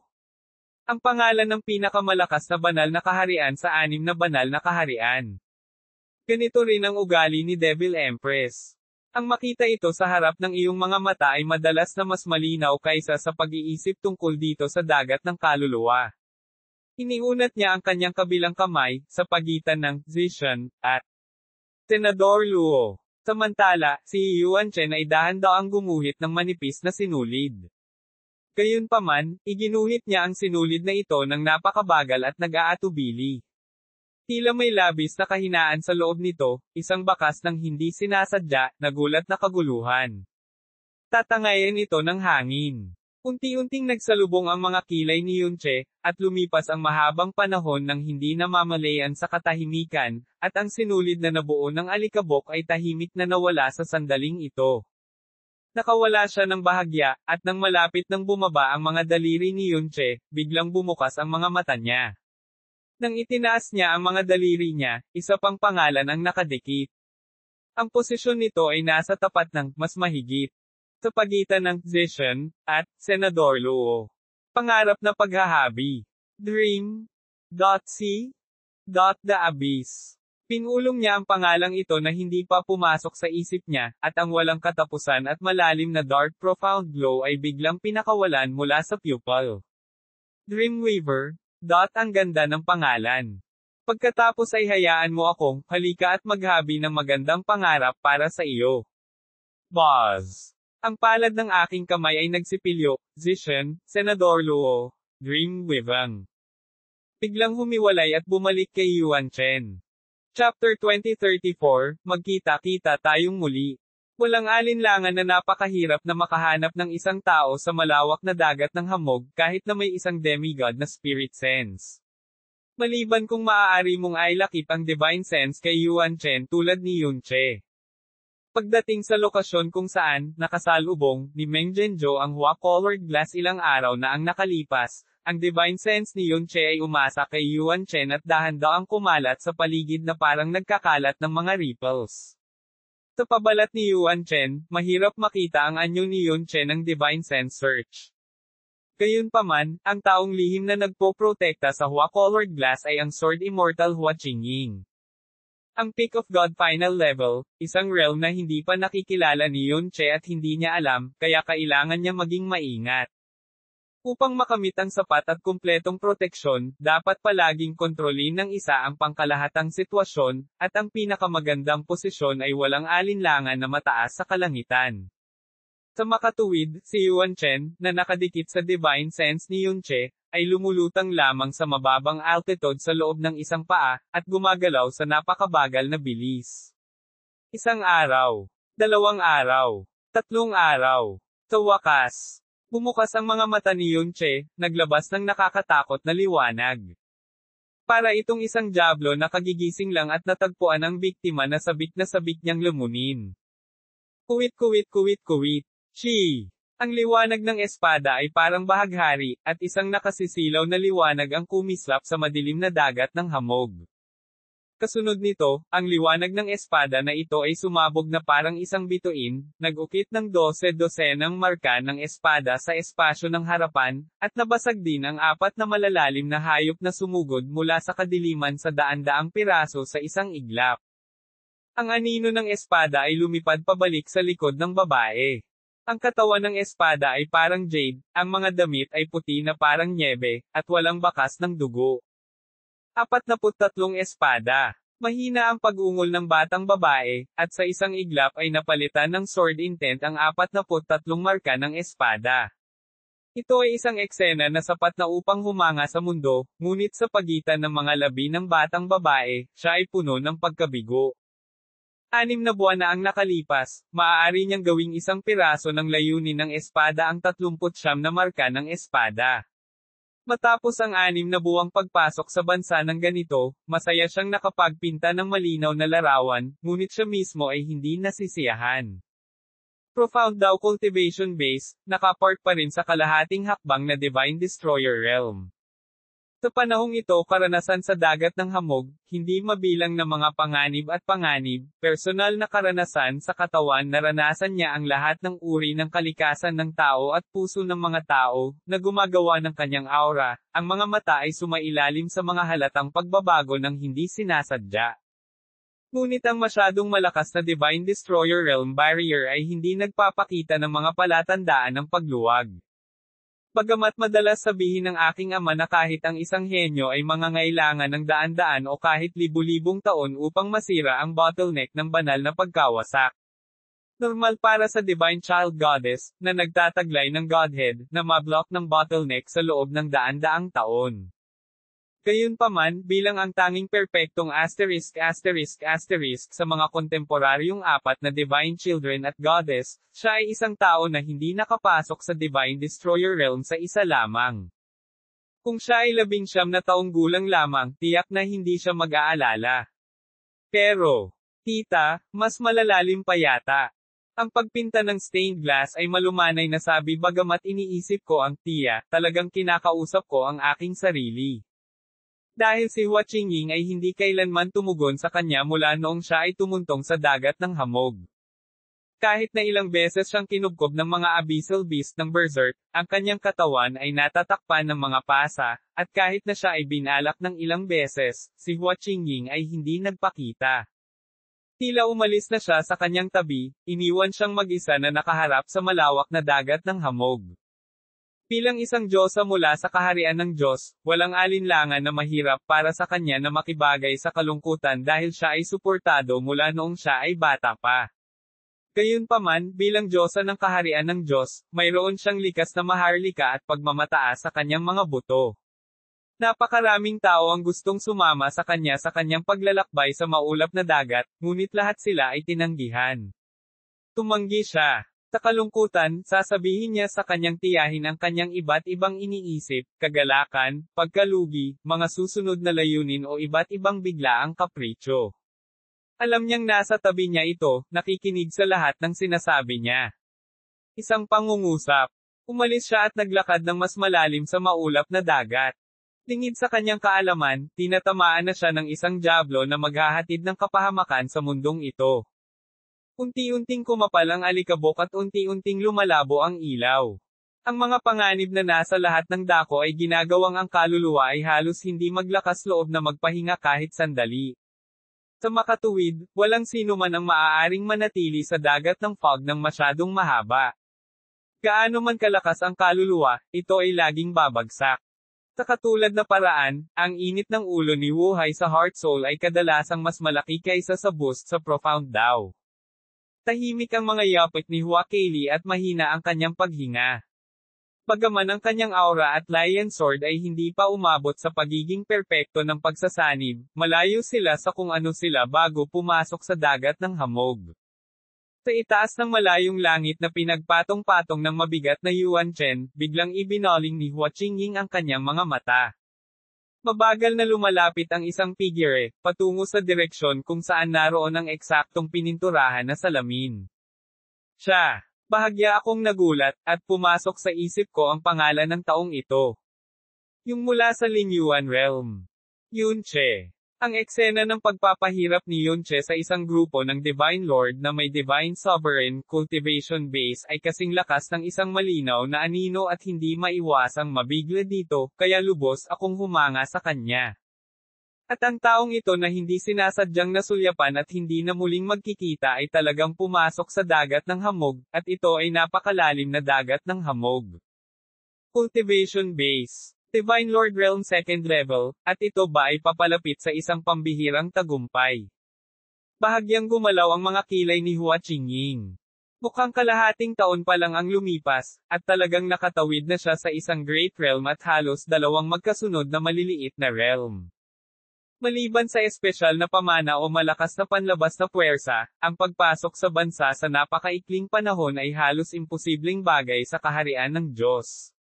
Gayunpaman, hindi niya alam na masyadong mataas ang Profound Vein Plane level ni Yunche. Ang tagumpay ng Divine Sovereign Realm ay maihahambing sa Divine Lord Realm ng iba, at ang tagumpay ng Divine Lord Realm ay maihahambing sa iba, Divine Destroyer Realm.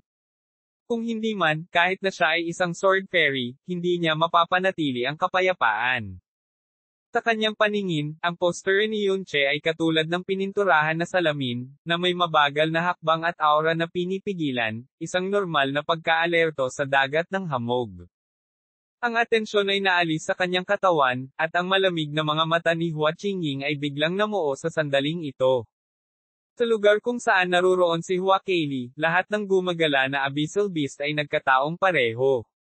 Papalapit sa direksyon kung nasaan si Ziyang Hua Keili, tila hinaila sila ng ilang internal chi.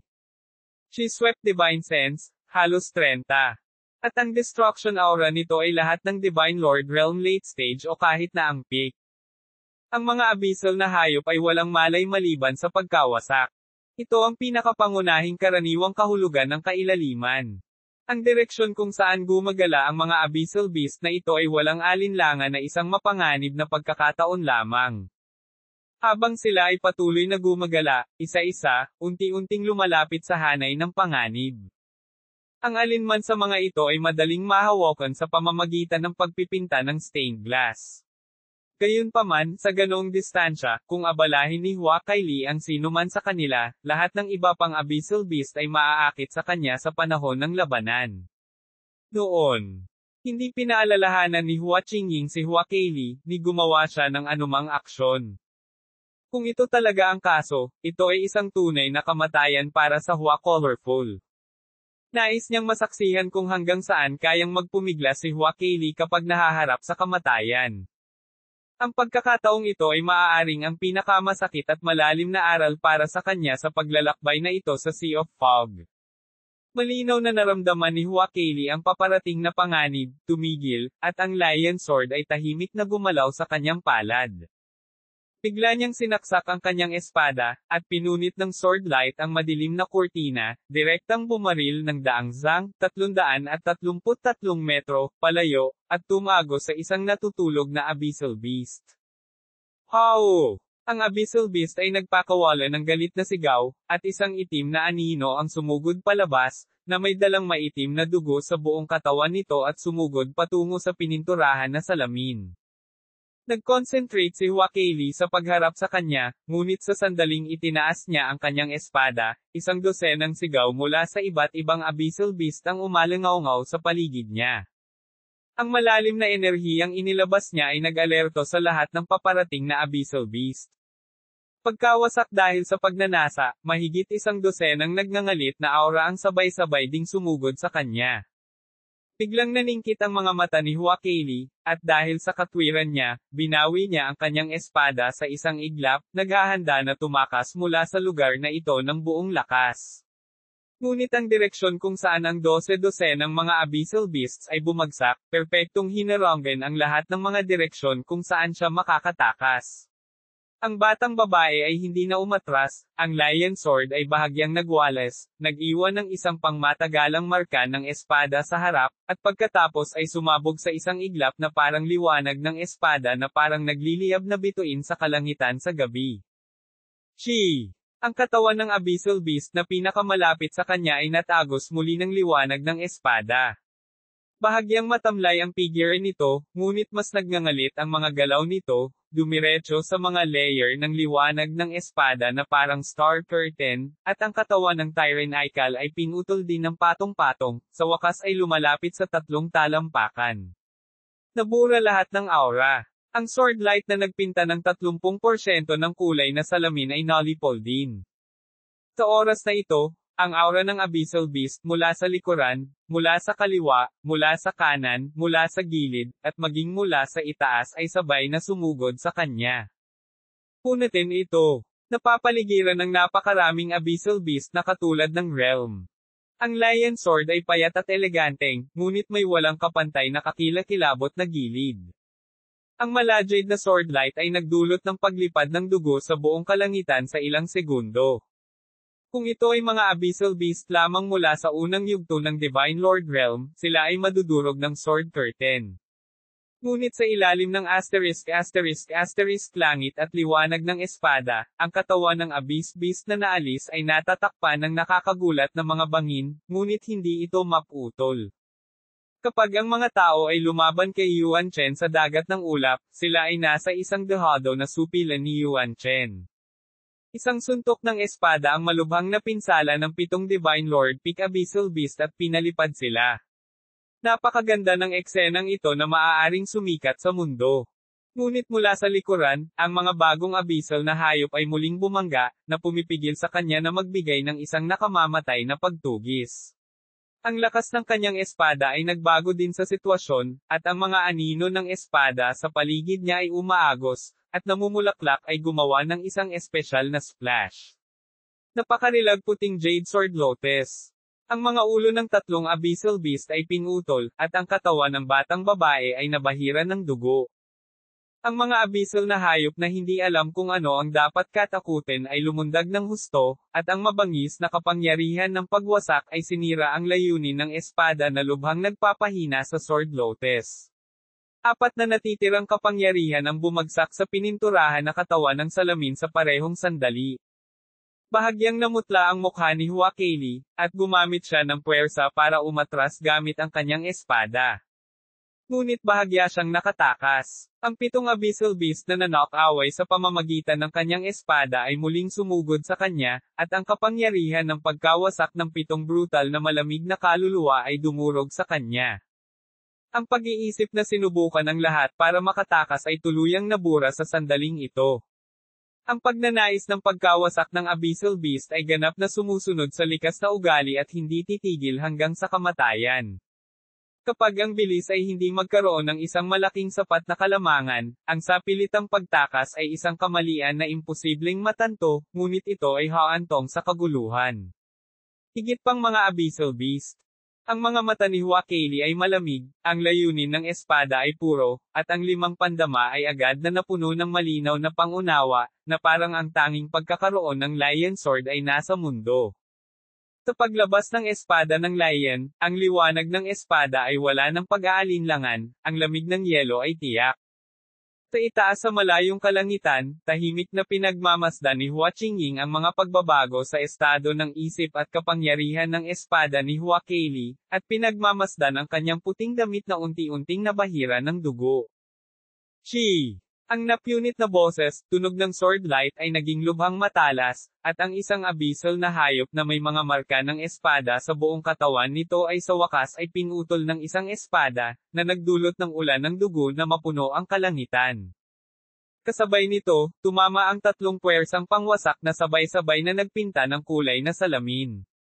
Ang katawan ni Hua Keili ay labis na nayanig, ngunit nang ito ay pinilipit, ito ay kasing ganda pa rin ng isang puting paro-paro, at ang Lion Sword ay pumutol ng isang makapal na puting glow sa hangin. Brief. Ang mga buto ng lalamunan ng 3 abyssal na hayop ay naputol sa kalahati ng sabay, at ang kanilang mga ulo ay nabaluktot ng hindi natapos na lakas ng espada. Dahan-daang lumalapit si Yunche. Kinubkob ang Abyssal Beasts na nagpinta ng kulay na salamin, ang kaunti ng kanyang kamalayan ay naninirahan sa Abyssal Core ng bawat isa.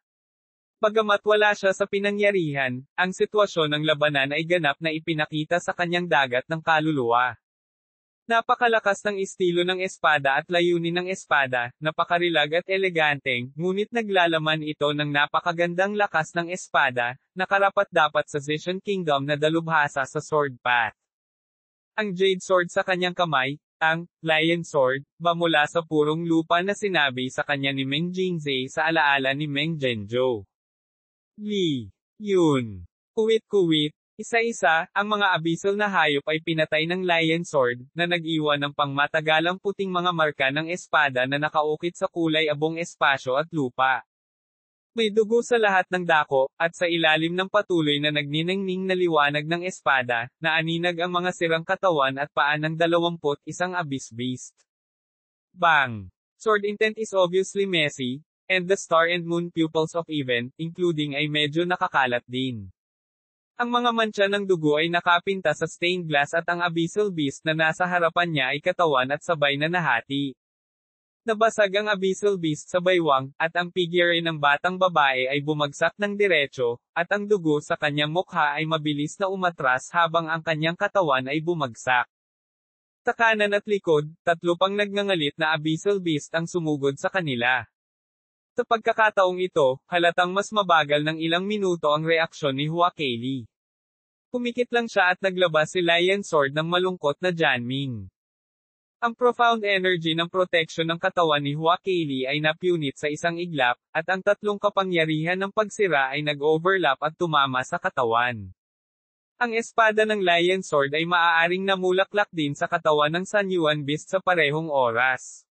Boom! Saglit na blanko ang kamalayan ni Hua Keili, at lumipad siya sa malayo. Ang Lion Sword ay lumipad din sa kanyang kamay at nahulog sa malayo. Ang kanyang katawan ay tumama ng husto sa isang malaking bato, ngunit hindi siya agad nakatayo. Matinding pananakit ang bumalot sa kanyang katawan, at sinubukan niyang magising. Sa kanyang malabong paningin, ang 3 Abyssal Beast na may nakakatakot na mga galo sa kanilang mga katawan ay sumusugod na sa kanya na may kakaibang dagindong, at ang Death Aura ay papalapit sa napakabilis na bilis. Itinaas niya ang kanyang kamay, at ang Lion Sword ay bumalik sa kanyang kamay nang walang iniisip. Sa pag-unawa sa pagkakaroon ng Lion Sword, biglang nakuha ni Hua Keili ang malabong sword intent ng isa sa magulong Soul Sea. Hindi siya tumayo, ngunit ang brasong may dalang espada ay gumuhit na ng kakaibang arko ng espada. Sa isang iglap, ang walang katapusang layunin ng espada ay parang biglang dagindong ng dagat, at napuno ng segundo ang mundo. Natigil ang paggalaw ni Hua Qingying na malapit ng kumilos. Zishan. Walang ilaw ng espada, walang marka ng espada. Ang 3 Abyssal Beast ay misteryosong sumabog sa hangin. Ang kapangyarihan ng pagkawasak na dala ng kahit kabilang ay hindi nagdulot ng anumang pagsabog ng kalamidad, ngunit bumagsak ng halos tahimik. Panipi tuldok panipi. Ang mga yapik ni Yonche ay tumigil saglit. Unti-unting bumaba ang braso ni Hua Keili. Kahit na ang kanyang buong katawan ay nawala ng lakas, ang Lion Sword ay mahigpit pa rin sa kanyang kamay. Matagumpay. Ang kanyang mabulaklak na labi ay pumulupot, na nagpapakita ng pinakanasisiyahan at masayang ngiti mula nang tumuntong sa dagat ng hamog. Bagamat may bahid ng dugo at mapatla ang ngiti, napakaganda pa rin nito. Tumingin si Hua Qingying sa kanya, ang kanyang berdeng mga mata ay puno ng mga kulay na bihirang makita sa kanyang mga mata. Keili, karapat-dapat kang maging pinaka-perpektong tagapagmana sa kasaysayan ng Zishan Divine Kingdom. Kinailangan ko ng 77 taon upang masira ang layunin ng Sky Sword, kinuha ito ng iyong amang Diyos ng 400 taon, ngunit ikaw, tumagal lamang ng 9 na taon. Ang iyong kinabukasan ay tiyak, malayo pa sa akin. Mabilis na naputol ang kagalakan ng dalaga dahil sa dagindong ng Abyssal Beast.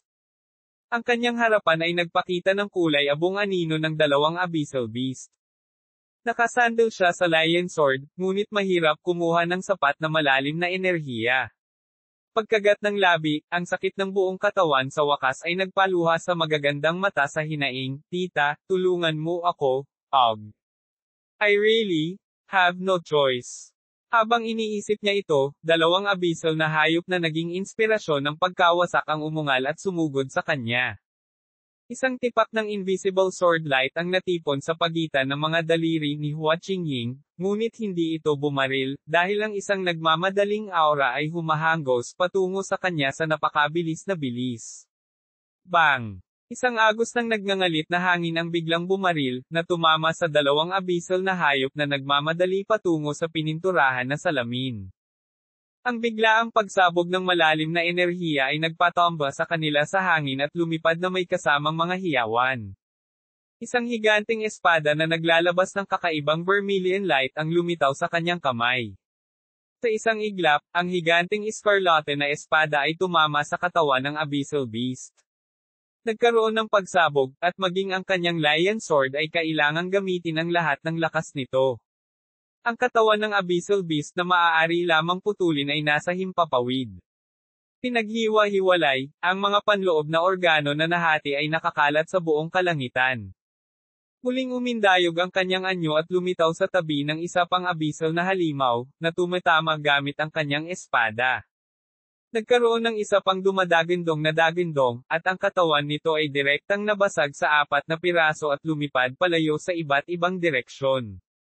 Mabilis na ipinadala ang dalawang abyssal beast, nakahinga ng maluwag si Yunche, huminahon ang malalim na enerhiya, at pagkatapos ay bahagyang lumapag sa harap ni Hua Keili. Okay ka lang, ha? Tumingin siya kay Hua Keili, na tumingin sa kanya, at sabay na sinabi, ikaw ba? Hindi nagpakita ang kanyang tiyahin, parang wala na siya. Ang isip ni Huakai, na wala sa panganib, ay nakaka-relax. Hindi pa rin siya makabangon dahil sa matinding pagod at panghihina, ngunit nagpakita pa rin siya ng pasasalamat ng ngiti, nasa fog sea ka rin. Salamat sa pagliligtas. Panipi. Hindi na kailangan. Umiling si Yunche, dahil ikaw ito, dapat ako ang nakikialam sa negosyo ng ibang tao. Ha! Si Hua Keili ay nagpakita ng halatang pagtataka.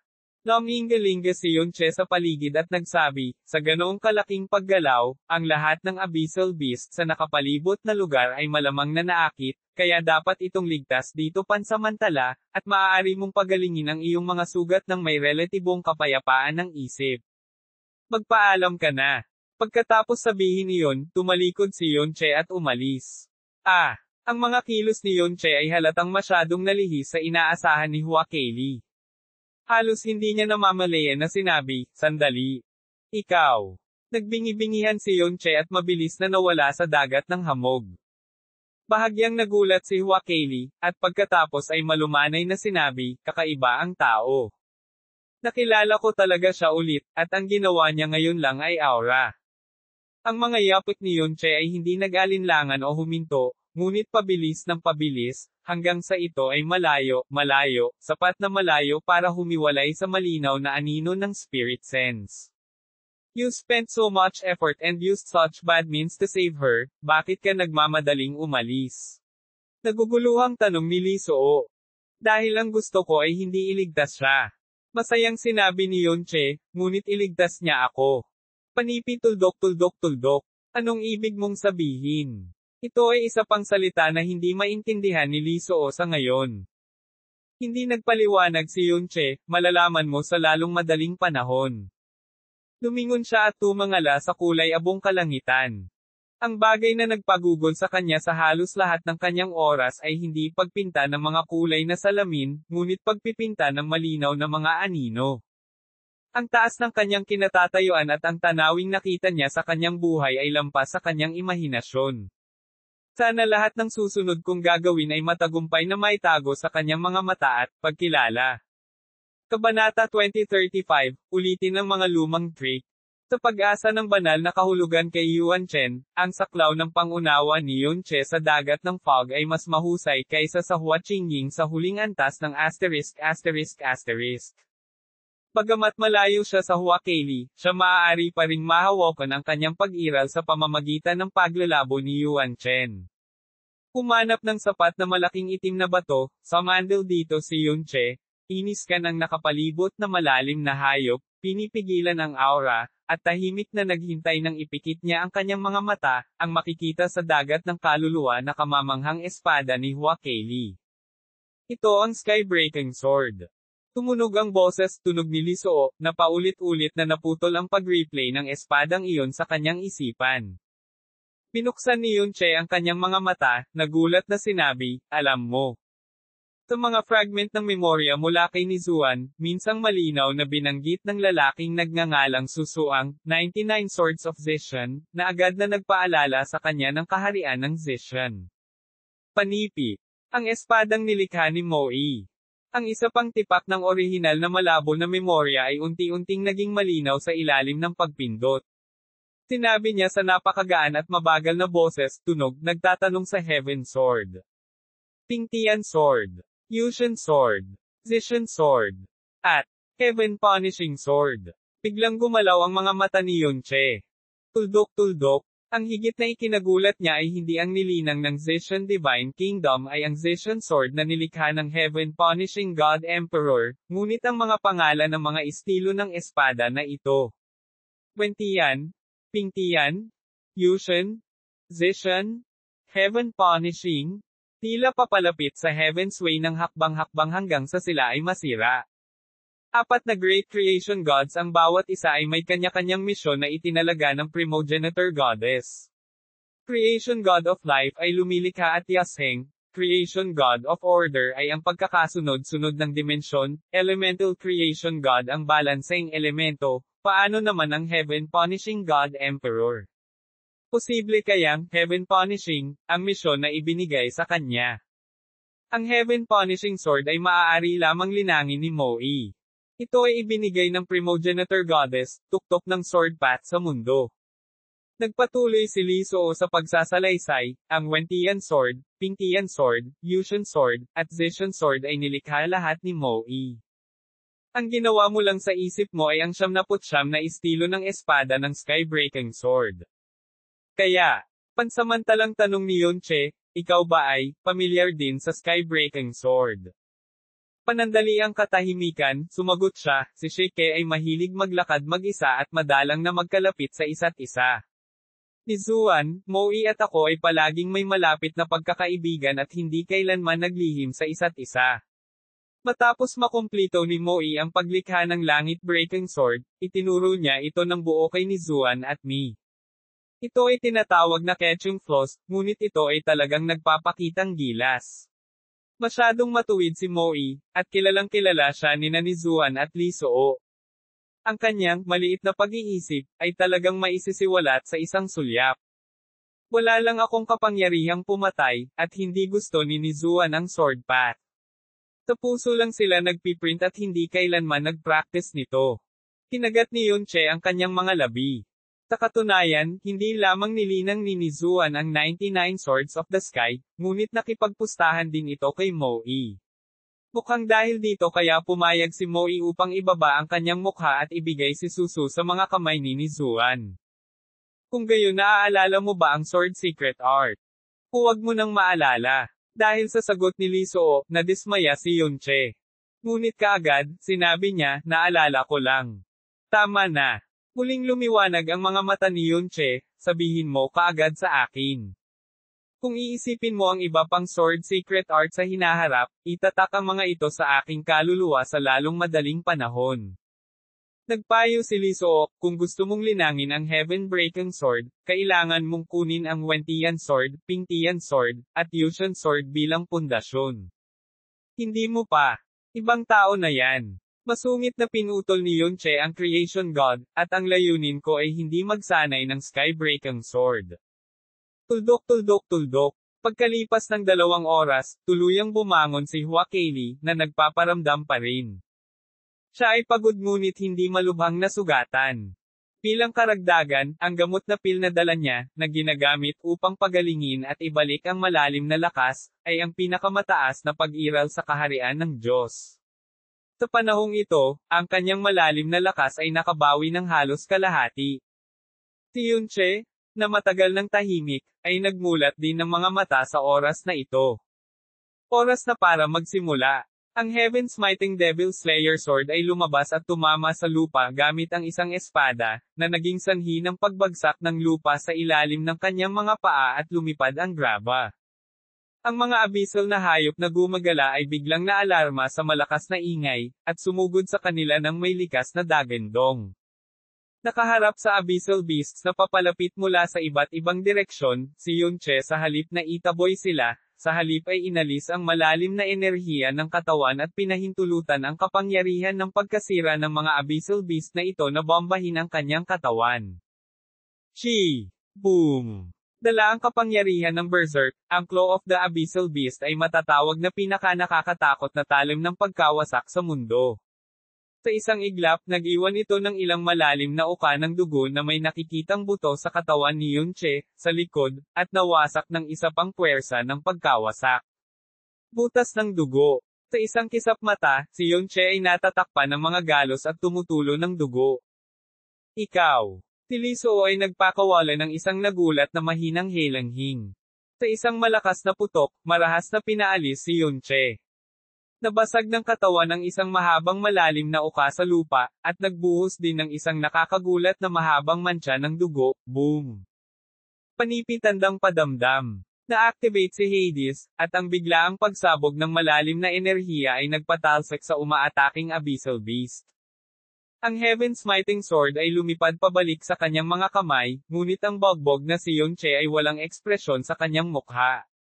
Ang nasusunog na Heaven Smiting Sword ay walang pag-aalinlangan, at humahampas patungo sa isa pang abyssal na halimaw na labis na nasugatan sa kanya sa bawat hampas nito. Ang lupa ay tiyak na mabibiyak at ang mga buto ay lilipad kapag ang lahat ay tumahimik. Ang lugar na orihinal na puno ng nakamamatay na katahimikan ay naging isang lugar na puno ng malakas, amoy dugo kahan purgatorio.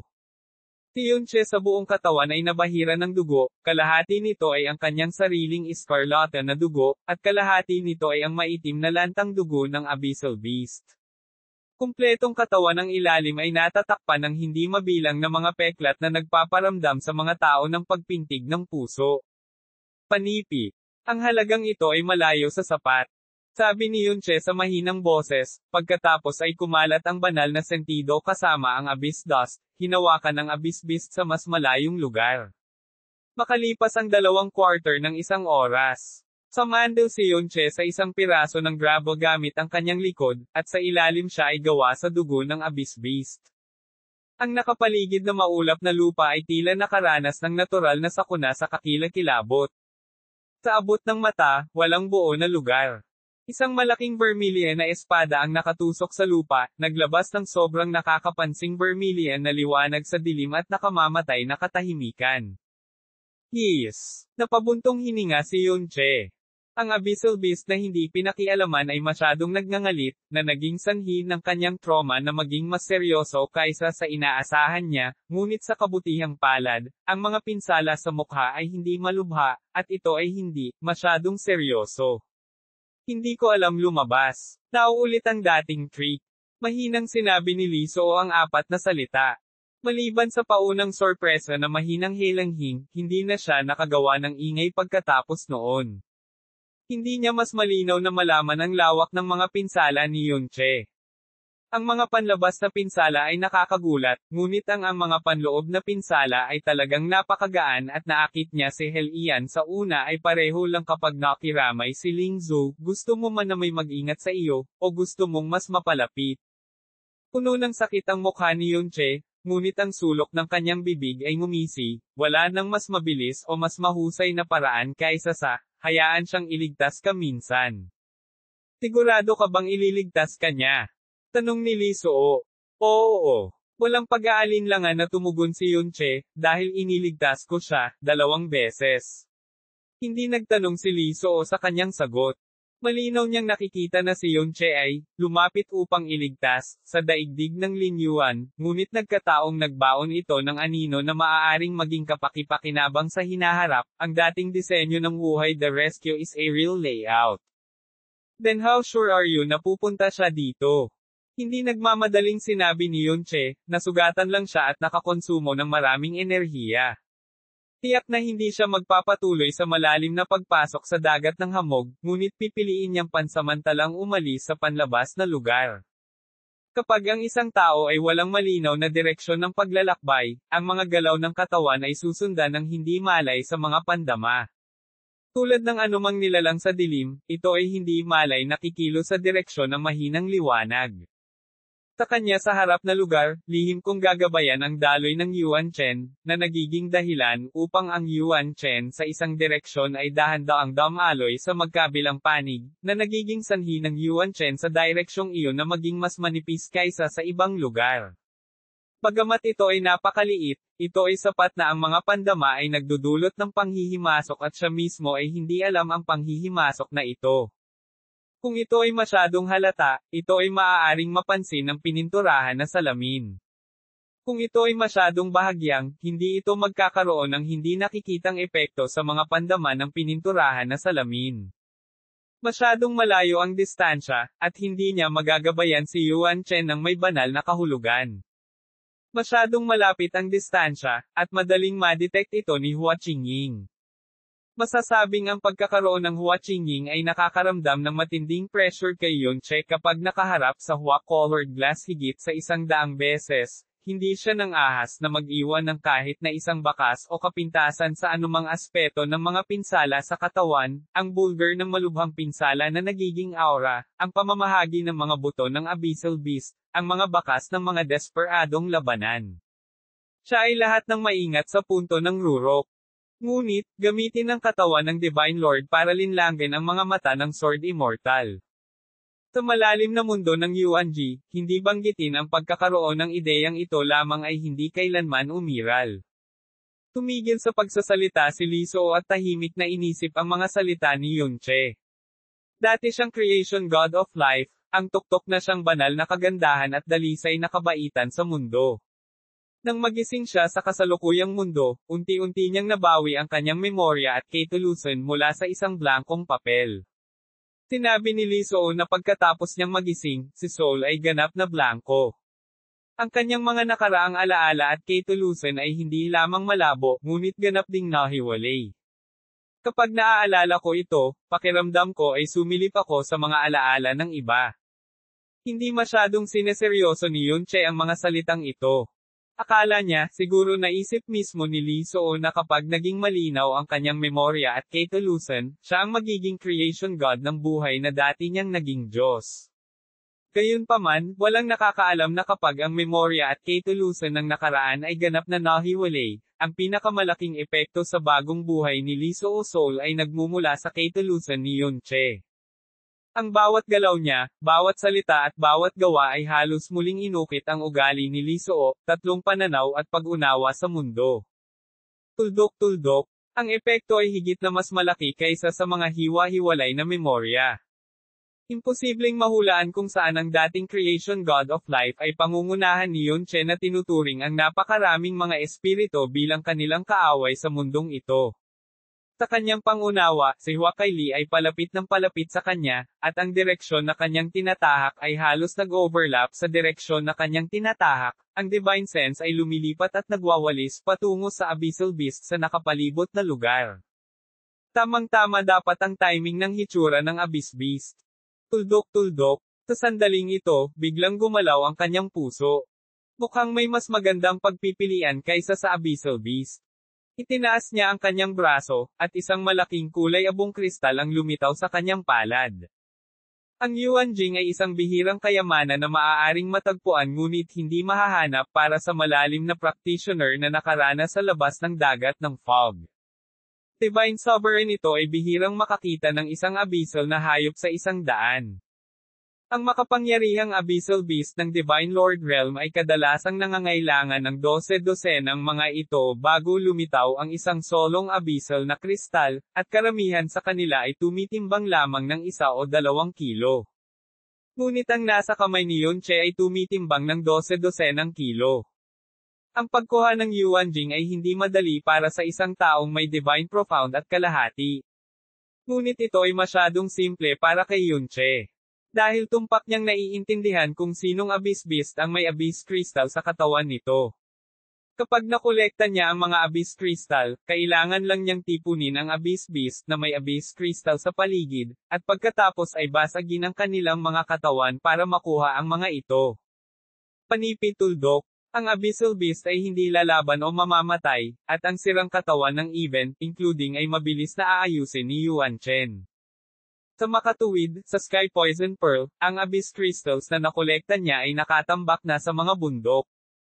Nang maglaon, nakilala niya si pagkakataon hindi man lang siya nag-abalang tingnan ang ordinaryong abyss crystal na natural na namuo sa isang pagtulak ng kanyang daliri. Ang abyss crystal ay bahagyang nahulog sa gitna ng sirang katawan ng isang higanteng abyssal beast linggo, ngunit hindi ito nabahiran ng bakas ng dugo, at ang pagmuni-muni ay tahimik may kakaibang kulay abong ilaw. Napakabagal ng pagpinta ng may kulay na salamin, at laging tense ang isip, halatang hindi pa siya tuluyang nakaka-recover sa dating kilig. Hindi niya akalain na kung patuloy lang siyang lalalim ay bigla na lang itong magiging delikado. Sa maulap na dagat sa loob ng kalahating taon, ang pinakamadalas niyang ginawa ay ang pag-alarma ng 7 abyss beast. Ngunit sa pagkakataong ito, napalibutan sila ng mahigit 20 abyss beast. Kung hindi dahil sa weirdo na iyon na nagngangalang Yunche na nagligtas sa kanya, baka siya mismo ang napatay. Ito ang sabi ng aking tiyahin. Lahat ay dapat gawin ayon sa kakayahan ng isa, at walang arbitraryo ay pinapayagan. Ngunit sa ganoong desperado na sitwasyon, nahawakan niya ang isang maliit na tipak ng layunin ng espada ni Zishan at pinakawalan si Zishan. Ang maputlang mukha na may mga galo sa gilid ay nagpatigil sa kanyang paghinga. Siya ba, patay na. Nang siya ay naliligaw, ang higanteng pulang espada ay biglang tumunog at lumipad sa harap ni Yunche. Ang nagyelo na si Yunche ay biglang nagmulat ng kanyang mga mata sa sandaling ito. Ang mahinang pupil light ay kasing talas ng isang gutom na agila. Ngunit nang makita niya ang pininturahan na salamin, bigla siyang natigilan, at pagkatapos ay lubos na lumuwag ang kanyang ekspresyon, at ang mga bisig na sinubukan niyang buhatin ay nahulog, at sinabi niya isang namamaos na boses, tunog, ikaw kasi. Are you okay? Nang makitang buhay pa siya, nakahinga ng maluwag si Hua Keili. Hindi sumagot si Yunche, at nagpadala ng mahinang-mahinang nagsabi, ikaw, ay hindi, sinusundan ako, di ba? Sa malawak na dagat ng hamog, muli silang nagkita pagkatapos ng wala pang 3 oras. Hindi katakataka na may ganoong hinala ang kabilang partido. Mabilis na umiling si Hua Keili at nagpaliwanag, hindi, gusto kong bumalik pansamantala sa labas ng dagat ng fog, ngunit nagkataon na dumaan ako dito, hindi talaga. Sa pagtingin sa kanyang seryosong paliwanag, ang walang dugong mukha ni Yunche ay nagpakita ng isang ngiti, nagbibiro ako.